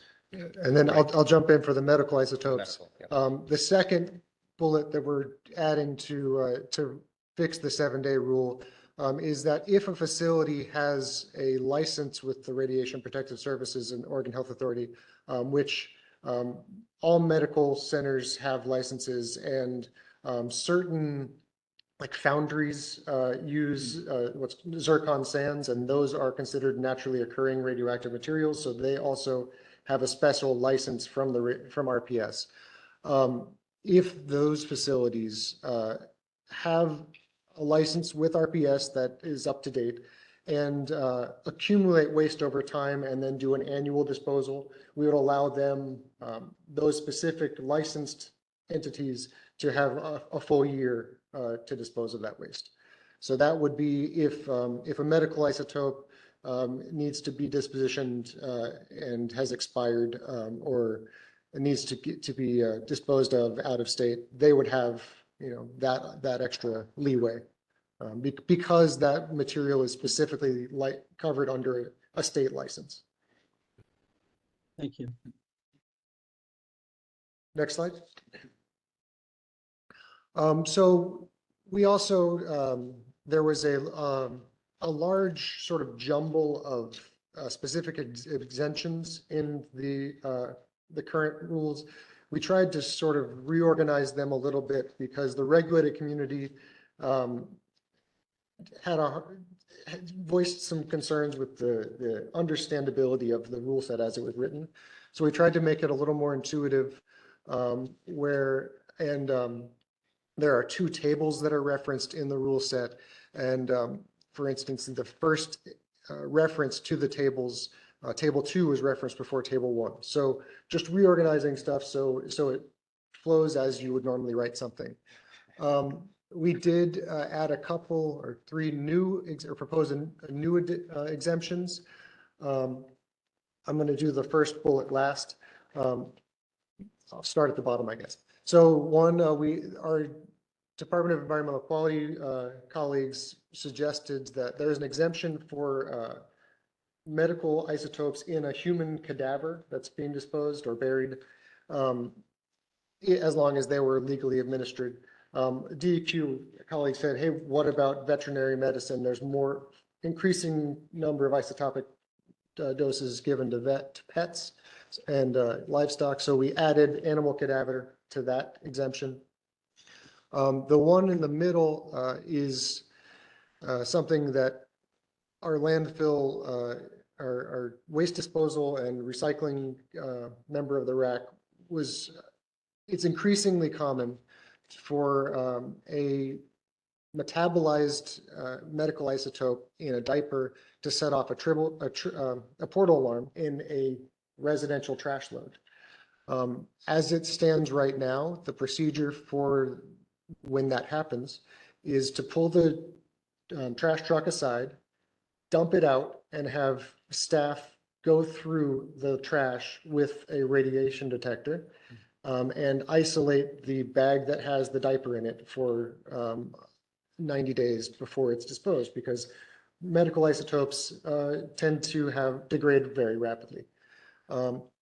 So working with that industry, we worked on some language to allow for an exemption for metabolized medical waste that has a short half-life, as long as that facility submits a plan to ODO with concurrence or collaboration, consultation with RPS to make sure that everything is appropriate and protects the human health and worker health as well, because it's a lot of risk to go through a trash truck to try to find a diaper. Yeah. And we don't want that undue burden to be put on that workforce for something that is low risk. And I latched onto the diaper. And how's a diaper going to get like a baby soaping? After you receive a medical dose, the doctor suggests that you wear a diaper and hold your waste for 3 weeks. Got it. Before you dispose it. Okay. Sometimes people don't get that memo and they don't hold their waste for 3 weeks and it goes into the trash. Got it. And maybe I'll just make a note that this was one of the examples where throughout the RAC Rulemaking Advisory Council process, we learned a lot about industry and what the industry needs. And this issue in particular at some Oregon landfills has become a big burden, a big issue. And so in the springtime, I actually went down to the Dry Creek landfill outside of Medford and met with the organization that runs the landfill there, kind of looked at their operation and talked about what they do and how they do it, and how they manage their waste, but also this process that Tom talked about for what happens when they get a load, which happens fairly occasionally, of a diaper, of a metabolized isotope, and what do they do with it? And so we have come up with, I think, a pretty good solution in the rule right now to allow a reasonable exemption for medical waste to go through and be disposed of. And Tom mentioned that medical waste typically has a pretty short half-life or a very short half-life. And so after a period of time, it becomes very low radioactivity. And so by that, meaning it's disposed of, it's in a landfill, it's covered up in regular landfill disposal, and there's not a risk from the future from someone sometime in the future digging into that landfill and accidentally uncovering it and being exposed to a risk there, which is something that we think about in land use on a long-term scale. So anyway, I think we have a good solution. Yeah, and there's specific suggestions in the language of what we would expect to see in that plan, and Metro has a plan, a procedure with Radiation Protective Services where they set aside stuff for 90 days, but they still need to dig through the trash truck to get it. So what we're trying to do is say, okay, if you're just going to set this aside for 90 days and then throw it out, maybe it's okay just to put it straight into the landfill, as long as you can positively identify and confirm that it's not something nefarious. Which might be the only time that, Mr. Chairman. Yeah, go ahead. I don't think there would be Councilor an Devlin. impact anyway, but which might be the only time a human is close enough to the waste to be impacted is by searching for it in the truck. Oh, yeah. That's right. It was posed to us as it's a much bigger risk for the workers to dig through a trash truck of municipal solid waste looking for this one load, like Tom mentioned, than simply to use a detection meter, which you can identify what isotope is in a load. Look at the meter, it says, okay, it's iodine 131 as example, common medical. We know it's medical. It'll decay in a short period of time. And under this proposed rule, would be allowable for disposal off you go, and keeping workers and the environment safe. Yeah, cool. The third bullet, or the first bullet on the page here, is something that we have come across over the past 2 or so years. We've been reviewing a large number of waste streams and profiles, over 500, and about 1% of those show something sort of anomalous that we've narrowed down to a specific industry. We have concentration exemptions based on a table. And typically the exempt concentration for a parent material, so in this case it would be uranium-238 and all of its daughter products. So as radioactive isotopes decay, they generate daughter products, would be the same. So if a waste was compliant for uranium-238, then it would be compliant with everything else in the decay chain. We found in this one industry, there was a chance that that waste can be enriched in daughter products.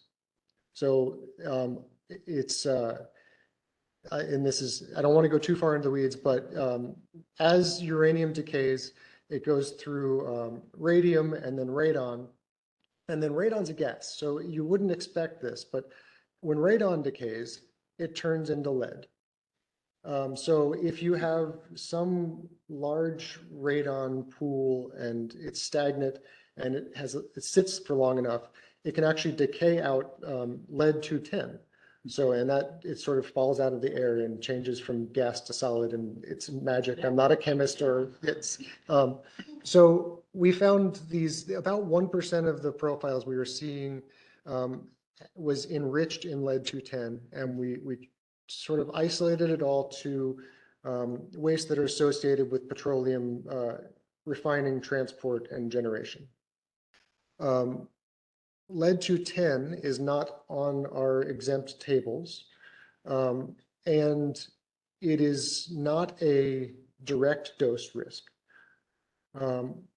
However, and we'll talk more about this in a little bit, if you are assuming that the waste is completely inert and you can spread it on the ground and build a garden on it and eat the food out of that garden, lead-210 becomes the risk driver for plant uptake.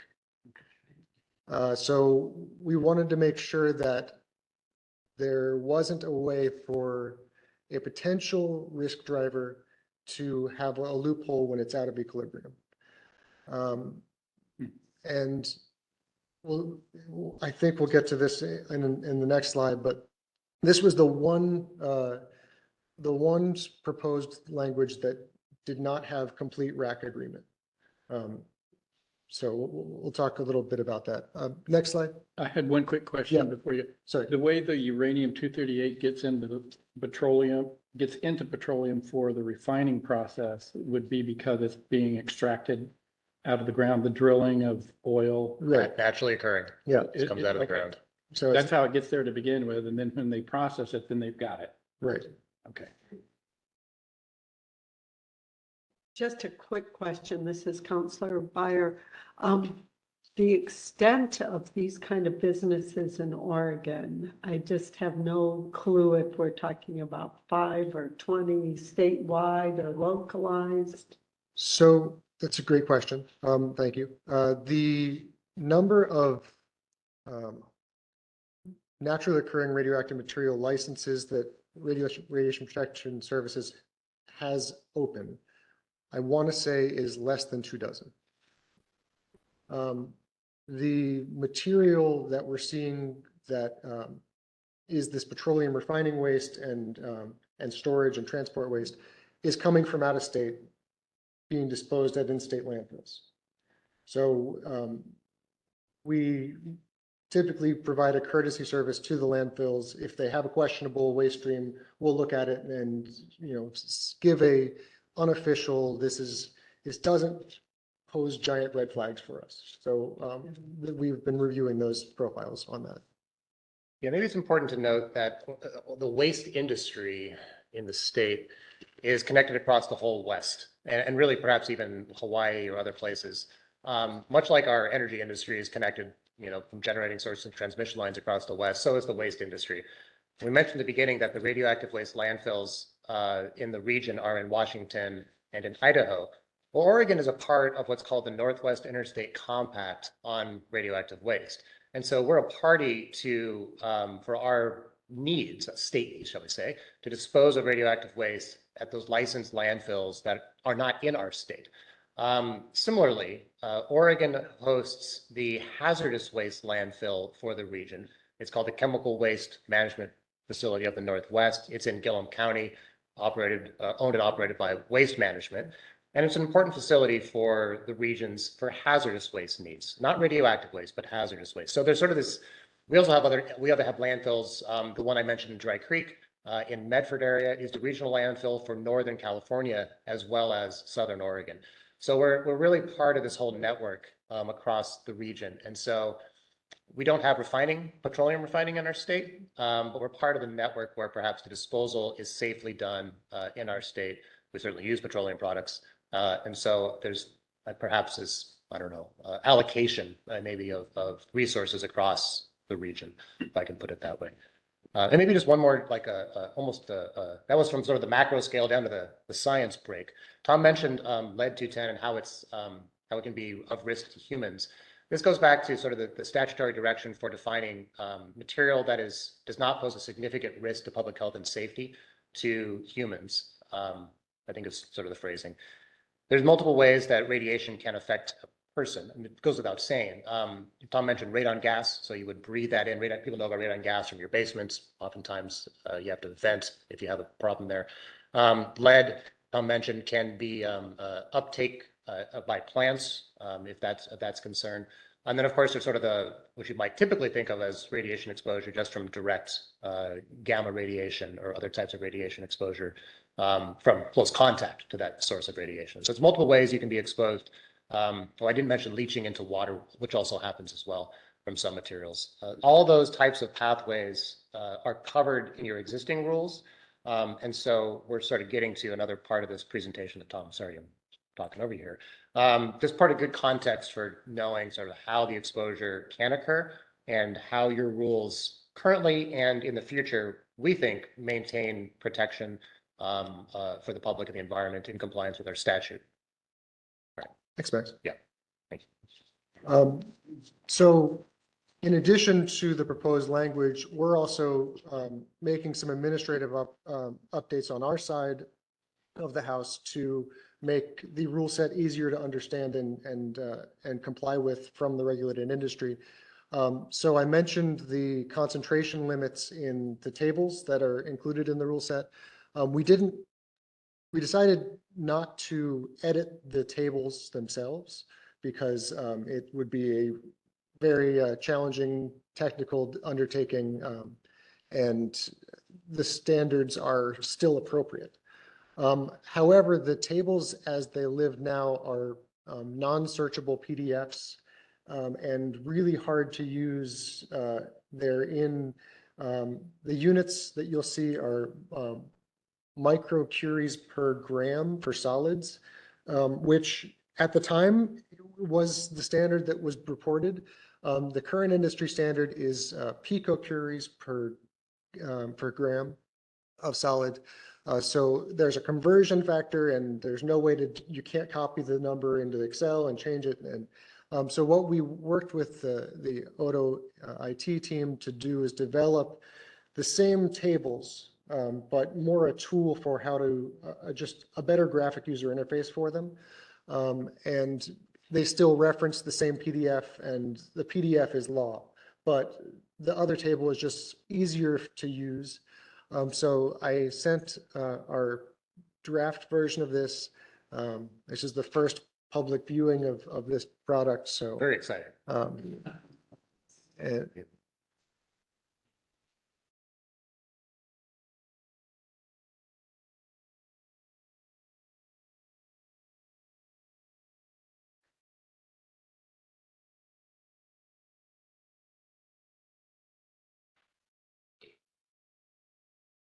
And we didn't run through this in the dry run, so I apologize on the for fly. Thank you, Nancy. Yeah.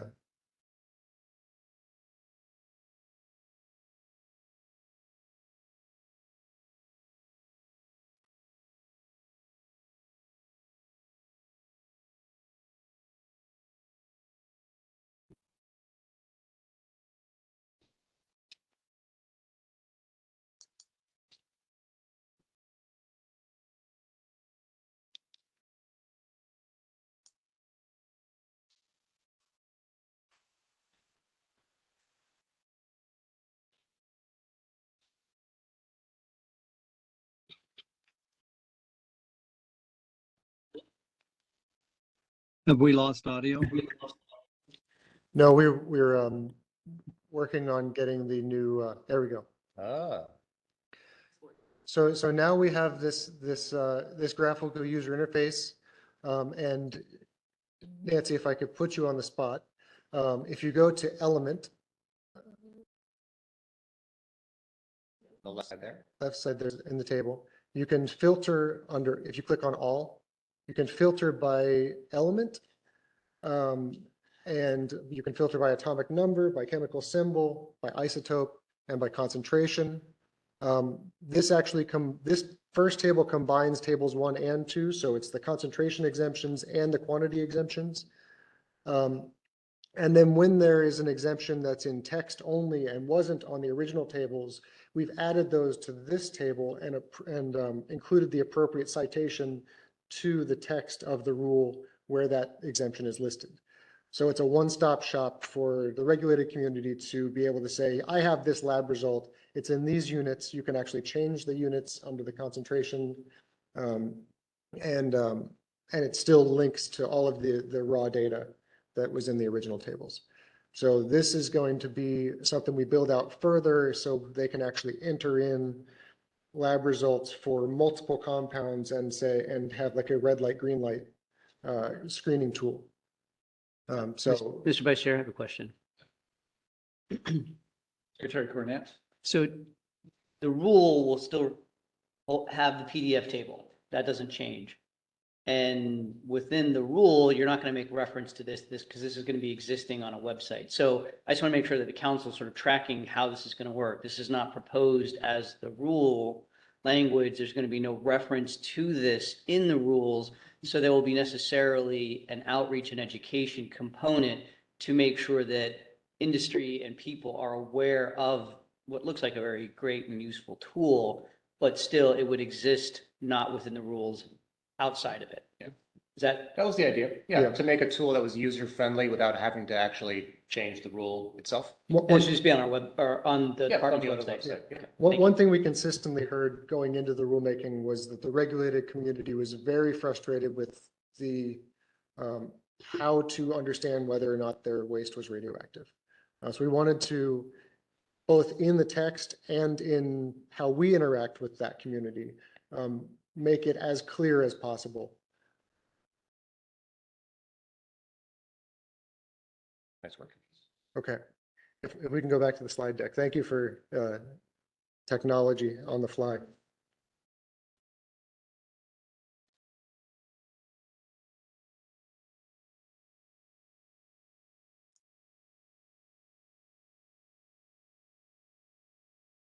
And that draft table literally was finished at 10 o'clock this morning. So that's why it isn't on the slide deck.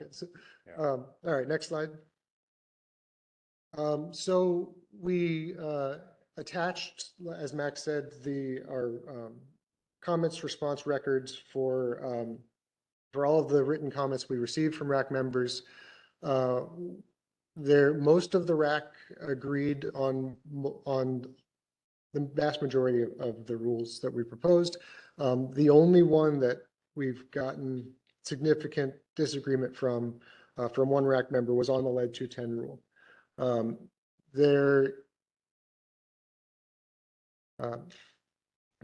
Our rules, like I said, assume that you're going to take this waste, spread it on the ground, build a house on it, and grow food and drill a well through it and eat all of it. You can. The way I like to think of it is, you'd feel okay filling a sandbox with this and letting your kids play in it. the regulated community was concerned that in reality, the waste is put in landfills. And so the actual risk associated with lead-210 in particular is from eating plants that are grown in it. And if it's thrown in a landfill, there's no way you're going to be able to eat that plant for the foreseeable future. And we felt it was important to include because our rules don't allow you to take credit for land cover or land filling. It has to be assumed that it's spread on the ground surface. So that is a continued sticking point with one of the RAC members. And you'll see that in the comment record that it's there. Is there anything else? Maybe just as a note, the next two slides will kind of explain upon this idea a little bit more about why it matters for us to include that lead-210 issue. And that maybe just one more explanation. I didn't mention at the beginning, but Tom, to your point, simply the definition of radioactive waste and what's illegal for disposal in the state, as Tom mentioned, it is radioactive waste. And radioactive materials is what's exempt from the regulation or what is not allowed for disposal in the state. It doesn't say radioactive waste can be made safer by handling procedures or shielding measures. That's simply not what the statute says. And that has historically been the case with the statutes from the late 70s and early 80s. And while that particular statute was modified somewhat by SB 246 in 2021, the fundamentals, as we and Patrick is here, Patrick Rowe, agree that it was, that didn't change. And so sort of other states, and maybe just more context, other states take a different approach. Other states say that there's inherent risk in radioactivity, we agree, and there are measures that can be taken to reduce that risk and safely dispose of these materials. I mean, there are landfills, talked about them, Washington, Idaho, other states that take a different approach. And I mentioned at the beginning that the materials we're typically talking about are not regulated by the federal government, so it's state specific as to the levels of regulation and what's allowable for disposal. Under most states have some type of a definition of radioactive waste and how to safely handle it. And it varies from state to state, what's allowable and what's not. Anyway, that's kind of important context for, I think, the rule making and sort of the fundamental structure of what we're talking about here, because the material itself has to be so benign that Tom mentioned by our rule, by your rule. It can be just sort of thrown out back. Now, importantly to consider, we're going to the next slide, that's not how it works in practice. And so there's another connection to what I mentioned at the beginning between Oregon Health Authority and DEQ's disposal regulations. There's multiple state agencies that regulate waste streams and radioactivity in the state. And so this all kind of fits together. Okay. And this is a better slide. So you might have seen this cartoon before when we started this rulemaking. This is how Oregon views the acceptable risk for waste. We assume that you spread the material that might be radioactive waste on the ground, you build a house over it, you live in that house 90% of the time, you drink the water from below it, and you garden on it. It is really conservative as from a risk standpoint. And this was a conversation that happened in '94 in FSEC when it was discovered that the National Nuclear Regulatory Commission was dropping their acceptable annual dose rate from 500, which is the rate that we have, to 100. And they did that in '95. At the time, FSEC and staff agreed that the rules are sufficiently conservative that we're still protective. We wanted to take a look at that and make sure that was still the case. And indeed, I think this is something that should be periodically reviewed to make sure that it's still protective. Some other parts of the dose. So we're now talking about something called the pathway exemption. So the waste can be exempt from concentration, from quantity, or from a specific exemption. And if it's none of those, then we have to look at the pathways that radiation can get to humans. And so those are the pathways for the pathway exemption. And those are radon emanation, leachability and drinking water standards, and direct gamma dose. So those are the three pathways that are covered in the pathway exemption now, which is 3, 4, 5, 50, 35 through 38 in the rule. We wanted to make sure that that was still protective. And with the one addition of lead 210, I think we're there. No urgent need to change the pathway. We posed this to the RAC and suggested that perhaps we wanted to split this rule set into the text changes in everything up to the pathway, and then potentially come back and revisit the pathway at a later day. And RAC was generally in agreement with taking that sort of two-phase approach. That was staff's recommendation to the RAC. When we pick back up the pathway and reassess it is still to be determined. Other things to note in the pathway that could be addressed in the future. The dose is not evaluated over a cumulative dose. So you look at 500 millirems for direct gamma. You also have a potential for 500 millirems from water uptake, and then radon sort of handled separately. So those two together are not cumulative. And like I mentioned, the plant uptake is not currently considered. I think by adding the lead 210, which is the primary dose driver, into the specific exemptions, we don't need to worry about plant uptake in the pathway. But what about the groundwater there? So lead 210 is in groundwater, and right. But if it's being sent to a landfill, can it leach into the water table? So the landfills that will be receiving this waste, and I guess this is a good point to go into the next slide, are regulated by the state. They have liners and leachate collection systems. And once they're closed and capped, they're monitored for 30 years to make sure they've dried out.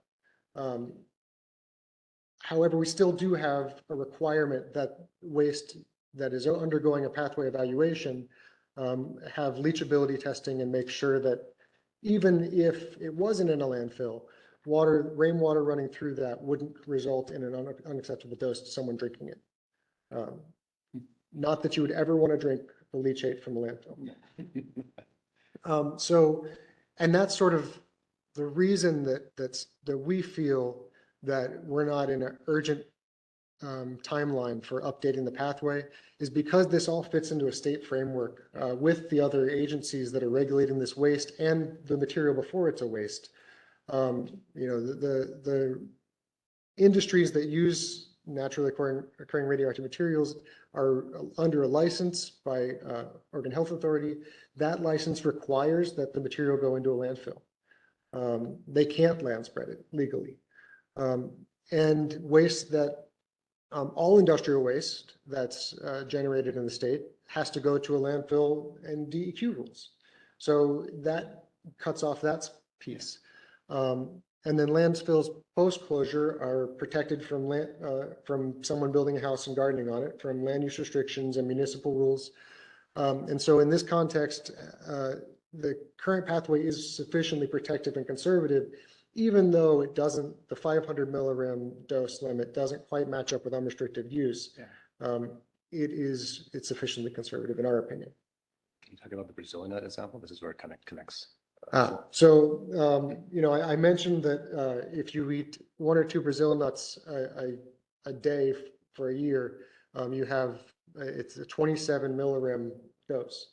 Unrestricted use for NRC is 100 millirem per dose, 100 millirem dose. So, and that's above background. And so we have, the food that you eat, if you get a chest x-ray, that's 40 millirem per x-ray. If you fly across the country, it's 600 millirem from exposure outside of your normal background. So we're talking really low levels of dose here to put it into context. I think background radiation is somewhere between 300 to 600 millirem a year living, depending on where you are. Things you don't want to know. Yeah. Or maybe you do, because you know that your risk is extremely low. And this is just part of being a human on Earth. If you're a worker at a radiological facility, the sort of baseline, what you're allowed to take in a year is 500 millirem if you're pregnant. So we are talking fairly conservative numbers here to be protective for Oregonians and the environment. So I have a kind of, this is Counselor Fire, a kind of, I don't know where it fits in, but I know that some municipal wastewater treatment biosolids are land applied.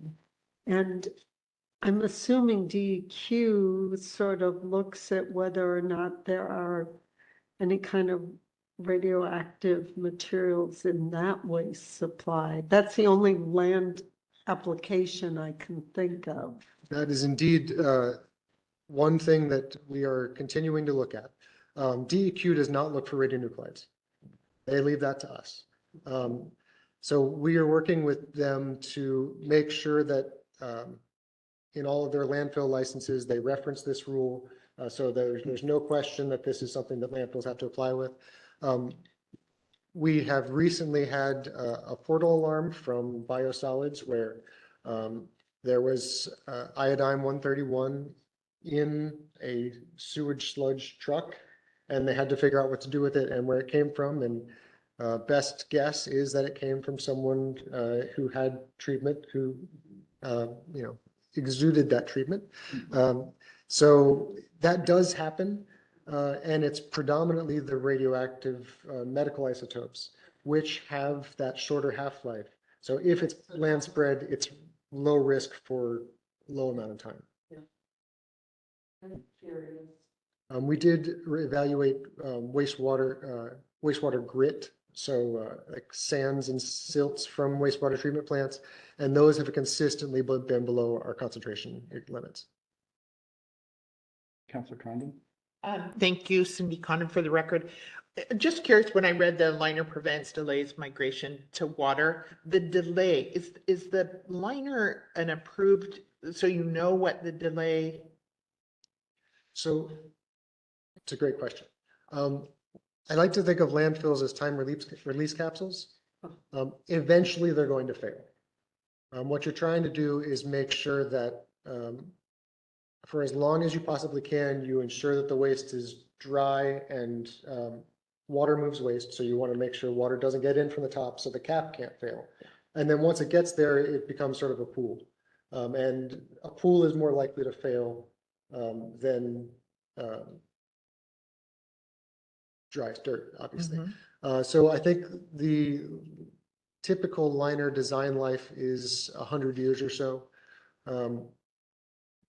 The landfills that are accepting industrial waste in the state have robust monitoring plans and post-closure monitoring plans, and DEQ will periodically review and make sure that they're not seeing anything dramatic released to groundwater. We have a couple agreements in place that if there's a closed landfill and DEQ sees something that isn't radioactive, they'll tell us about it so we can start looking as well, because that would be sort of an indicator, a tracer for us. But yeah, we never assume that any landfill liner is going to last forever. So just to follow up, if I may, so are there monitoring wells or monitoring required outside the liner? Yes. At specific intervals or? So yeah, in the DEQ permit and in RCRA licensing agreements for disposal facilities, there's an extensive well network and periodic monitoring frequency and a lot of documentation to get the permit to actually put the landfill where it is and make sure it's not going to adversely impact human health of the environment. Thank you. So Councilor Byer? this is incredibly fascinating, but just all these unknowns. So you talked about the trucks disposing the waste and sort of doing a measurement at that time. Is the waste handler responsible for the monitoring? Is it a state agency thing? I'm just curious as to the process. So right now, what happens is when the facility has a portal monitor and the truck drives through and sets off the alarm, they call, the facility calls Oregon State Police and sends a notice to all of the agencies that care. And what we're looking at with the plans for the metabolized medical isotopes is that each facility that has a portal monitor would have a detector that has a radioisotope identifier device on it, RIDS. So they'd be able to wave their wand and say, yes, that's iodine 131. We don't need to have anyone respond other than that. It's going to be documented. There's going to be an annual report that says what we accepted. But if it's not a facility that has one of those, and if it doesn't have a plan, then Oregon Health Authority Radiation Protective Services will send someone down with state-owned material equipment and confirm and say, this is stuff we need to evaluate. I had one alarm that was a giant slab of countertop from a demolition. And it was the granite that was used in the countertop had a lot of potassium feldspar. And potassium feldspar has potassium 40 in it. And so it actually tripped the portal alarm, but it's not a regulated material. So we had to do sort of an evaluation there and officially put a memo to file that this is not radioactive waste, it's granite countertop. So It's radioactive.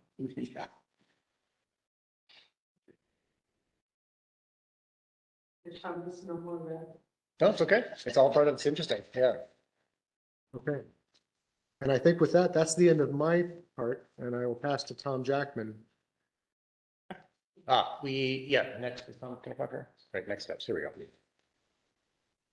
we go. Yeah, great presentation.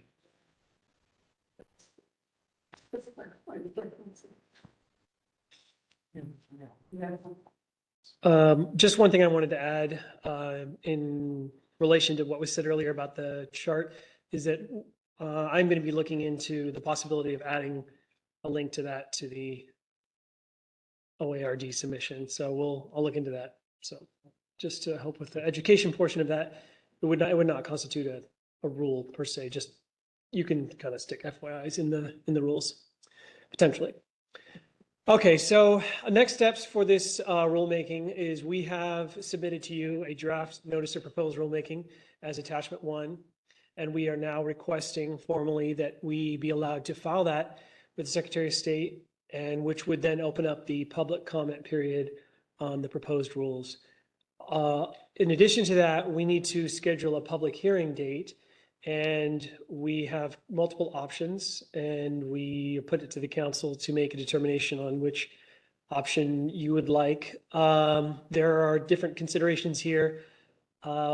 We could use what was originally the proposed on the schedule, but has now been tabled, the October FSEC meeting date, which would be October 20th, to hold that hearing. We could pick a separate time between now and later, I guess. There's no requirement on when we have this hearing, except that it's in, we want to hold it during the public comment period, which is going to be for the next 49 days. And the third option would be to hold the hearing as part of the November FSEC meeting, which would make it very easy for you to attend and observe because you're already going to be there for that meeting. But the downside is that would push out adoption of these rules to December, and we definitely have a preference of getting these finalized sooner rather than later, given how long this rulemaking has taken. A quick question. Yes. This is Councilor Byer. Is it important to the public to have FSEC there, or is it less important? And does it help to have a venue with decision makers, or does it matter? I think it matters, and I think it's important for the members of either the public or even the RAC members to be able to talk to you directly. I mean, what Tom and I told you today, I think is certainly our position, and I hope it's a faithful representation of the positions of our stakeholders. But I think it's important for them to be able to speak to council members directly, as a matter of good government. Yeah, and I can respond to that as well. You know, and I talked about this before, and this is really the same for draft proposed order hearings, whether it's an application or amendment. It's not a legal requirement. So for rulemaking hearing, not a legal requirement to be in front of council. However, given that you are the decision makers, I think it's valuable. I think there on occasion, we didn't have the last rulemaking hearing in front of council, but there was no participation in that. I think more likely than not, they should be. They don't have to be. They should be in front of council because I think it is important if people have something to say. Certainly, you know, we'll make the transcripts available to you. We'll provide the comments to you. But I think there is value in having people who are advocating for a particular position to be able to speak directly to the decision makers. That's why we've been doing this way for, you know, the past decade, is to provide that opportunity for people. So, and I think this is a big enough deal, you know, just by the nature of it, that I think that is an important thing. Councilor Member Byer, again, I know we had talked about the October meeting being a remote meeting for council, but understanding the importance of having that public interaction and being physically in the same room might be important, and just another thing to throw into the hopper. So for the record, Todd Cornett, if I may, I did say that if council say wanted to do, and I would say October 19th or 20th, because we have both those dates reserved and it would be council's choice, we would do the same thing as we're doing now. We would actually be here, staff would be here. If anybody wanted to show up in person, including any council members, you would be welcome to do that. But just given the fact that I think, you know, as Max has indicated, likely most of the rulemaking advisory committee members who participate will likely do that remotely, certainly not a guarantee, but we will provide that opportunity for an in-person. It won't entirely be remote, but likely, and given that we ask a lot council members and a lot of travel and review, that's why I threw that out there, is if you wanted to be remote, that would be okay. Sounds good. Thank you for the clarification. And I would add one more sort of clarification to the dates is technically it would be a council meeting. We want to have it, you know, hopefully we would have at least 4 members for, you know, from council. For a council meeting, establishing a council meeting and an agenda is within the legal authority of the chair. So since Chair Grail is not here today, I think likely it would be fine. But I think, you know, we would want to get what those who are in attendance today, I would then today reach out to Chair Grail to verify if she was okay with that. The likelihood is that she will be, but I just wanted to be clear that she has the authority to set those meetings. Question.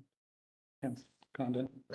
Thank you, Cindy Condon. I just want to make note that on October 20th, I have a 2-hour window that I wouldn't be able to be here. And so just with respect to scheduling, I would like to be available for this. And so just so you have that information. Which I think we're pretty open-ended. You know, if you want to do it at the regularly, you know, scheduled council meeting dates, either the 19th or the 20th, you can set what that is. You know, you can set it in the morning, you know, in the, you know, pretty much any time during the day that would work for whomever was going to be available for that. Thanks. Question and comment. Well, I'm hearing that there's kind of a need not to wait to November. Makes my sense. And I've got it on my calendar blocked out, and do others as well? Question, comment. And Councilor Devlin? I can do either date. Hey, you need to unmute. My understanding is this is the only. Councilmember Devlin, you're muted. We can't hear you. I'm not muted on my device. You must hear you. Still muted. Can you hear me now? Is it muted?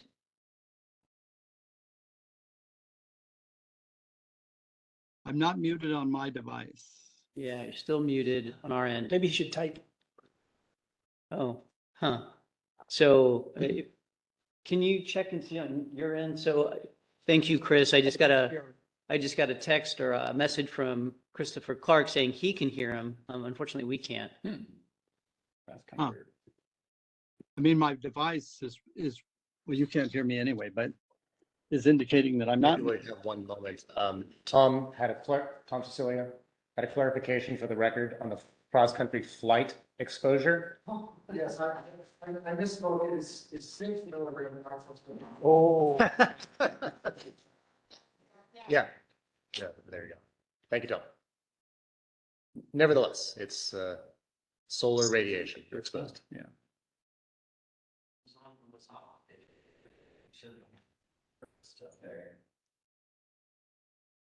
It's on a different speaker line. Can you hear me now?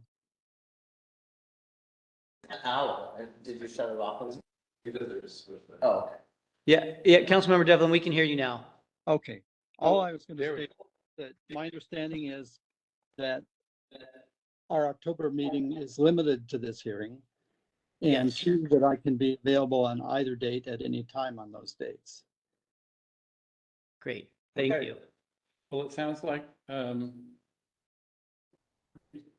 is Counselor Chalk on or not? No, we haven't seen him. Okay, So we reach out to both Councilmember Chalktooth and again, verifying with Chair Grail.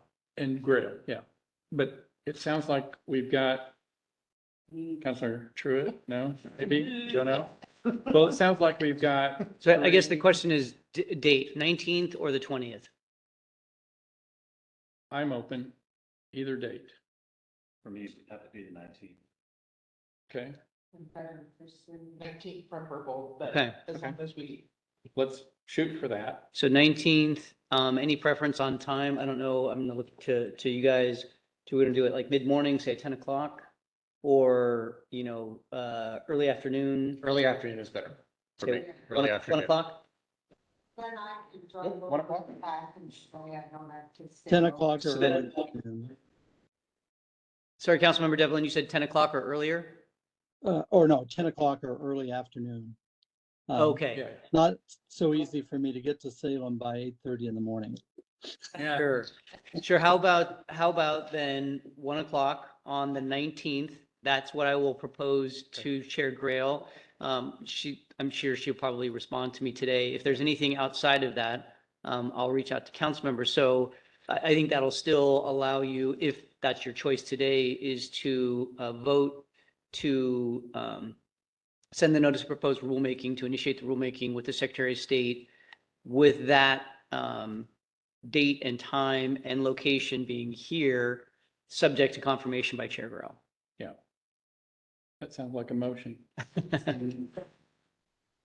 Next This is slide. Counselor Fire, I would move So to moved. do exactly what the council secretary Okay, recommended. I'll have to remember what my draft motion was, but I'll get We it. have a motion. Move the filing of the notice of proposed rulemaking with the Secretary of State's office for radioactive waste rulemaking with the date tentatively set at October 19th at 1 p.m. pending confirmation in from this- Chair Grail in the Department of Energy Conference Room. Is that what it's called?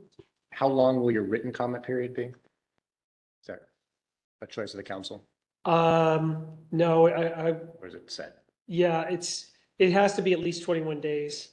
It's kind of determined by how close we abut the next council meeting to whether or not I will just use that date, the 49-day, which is the legislature comment period, or whether we want to pull that back in the event we actually get comments at the last second. We're not scrambling before the next council meeting. 49 days at least is reasonable. I think give people time to, this is complicated. But the actual official date and time for that will be in the notice of proposed rulemaking that I file. Okay. And we'll give notice for It will that. be after the 19th, but with enough time prior to council decision to be able to receive comments, analyze those, prep those for council for them to then analyze themselves and decide on the rulemaking. Yeah, and it's a function of when I get this filed. So if I file it on Monday or a Tuesday, then that'll set the date. So we'll know when we file it. Very good. Mr. Chairman, Mr. Chairman, Yes, Counselor Devlin. just for the record, I second the motion that has been made. Thank you. Okay, we've had a motion and a second. So Secretary Cornett, could you call the roll? Kent Howe, Yes. Ann Byer, Yes. Richard Devlin, Yes. Jordan Truitt, Yep, yes. Sorry. Cindy Condon. Yes. Motion carries, Mr. Vice Chair. And so that also eliminates the 20th. Yes. We can take that off our calendar now. Yep. Okay. It would just be the 19th and from 1 until however long that goes. But I wouldn't suspect more than 2 hours. I mean, It's hard to say. I mean, there'll be a little, there'll be a presentation at the beginning to kind of set the stage. And then, again, we would always, we would want to get some sort of sense of how many people want to participate, and council has the opportunity to set time limits if you think that's appropriate. Yeah. But, obviously it's a big rulemaking. There's some complications to it. So we want to allow people reasonably to be able to provide testimony. Okay.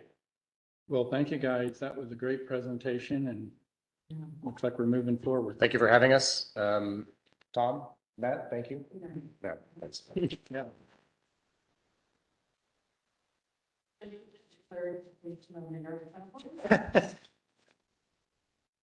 Okay. Is there anything else of? I would say for the three of you, if you want to stick around, we will grab our IT staff and see if we can resolve any login problems you have with your new computers. Perfect. Okay. Well, the time is now 1:03, and the September 22nd, 2023 meeting of the Energy Facility Siting Council is now adjourned.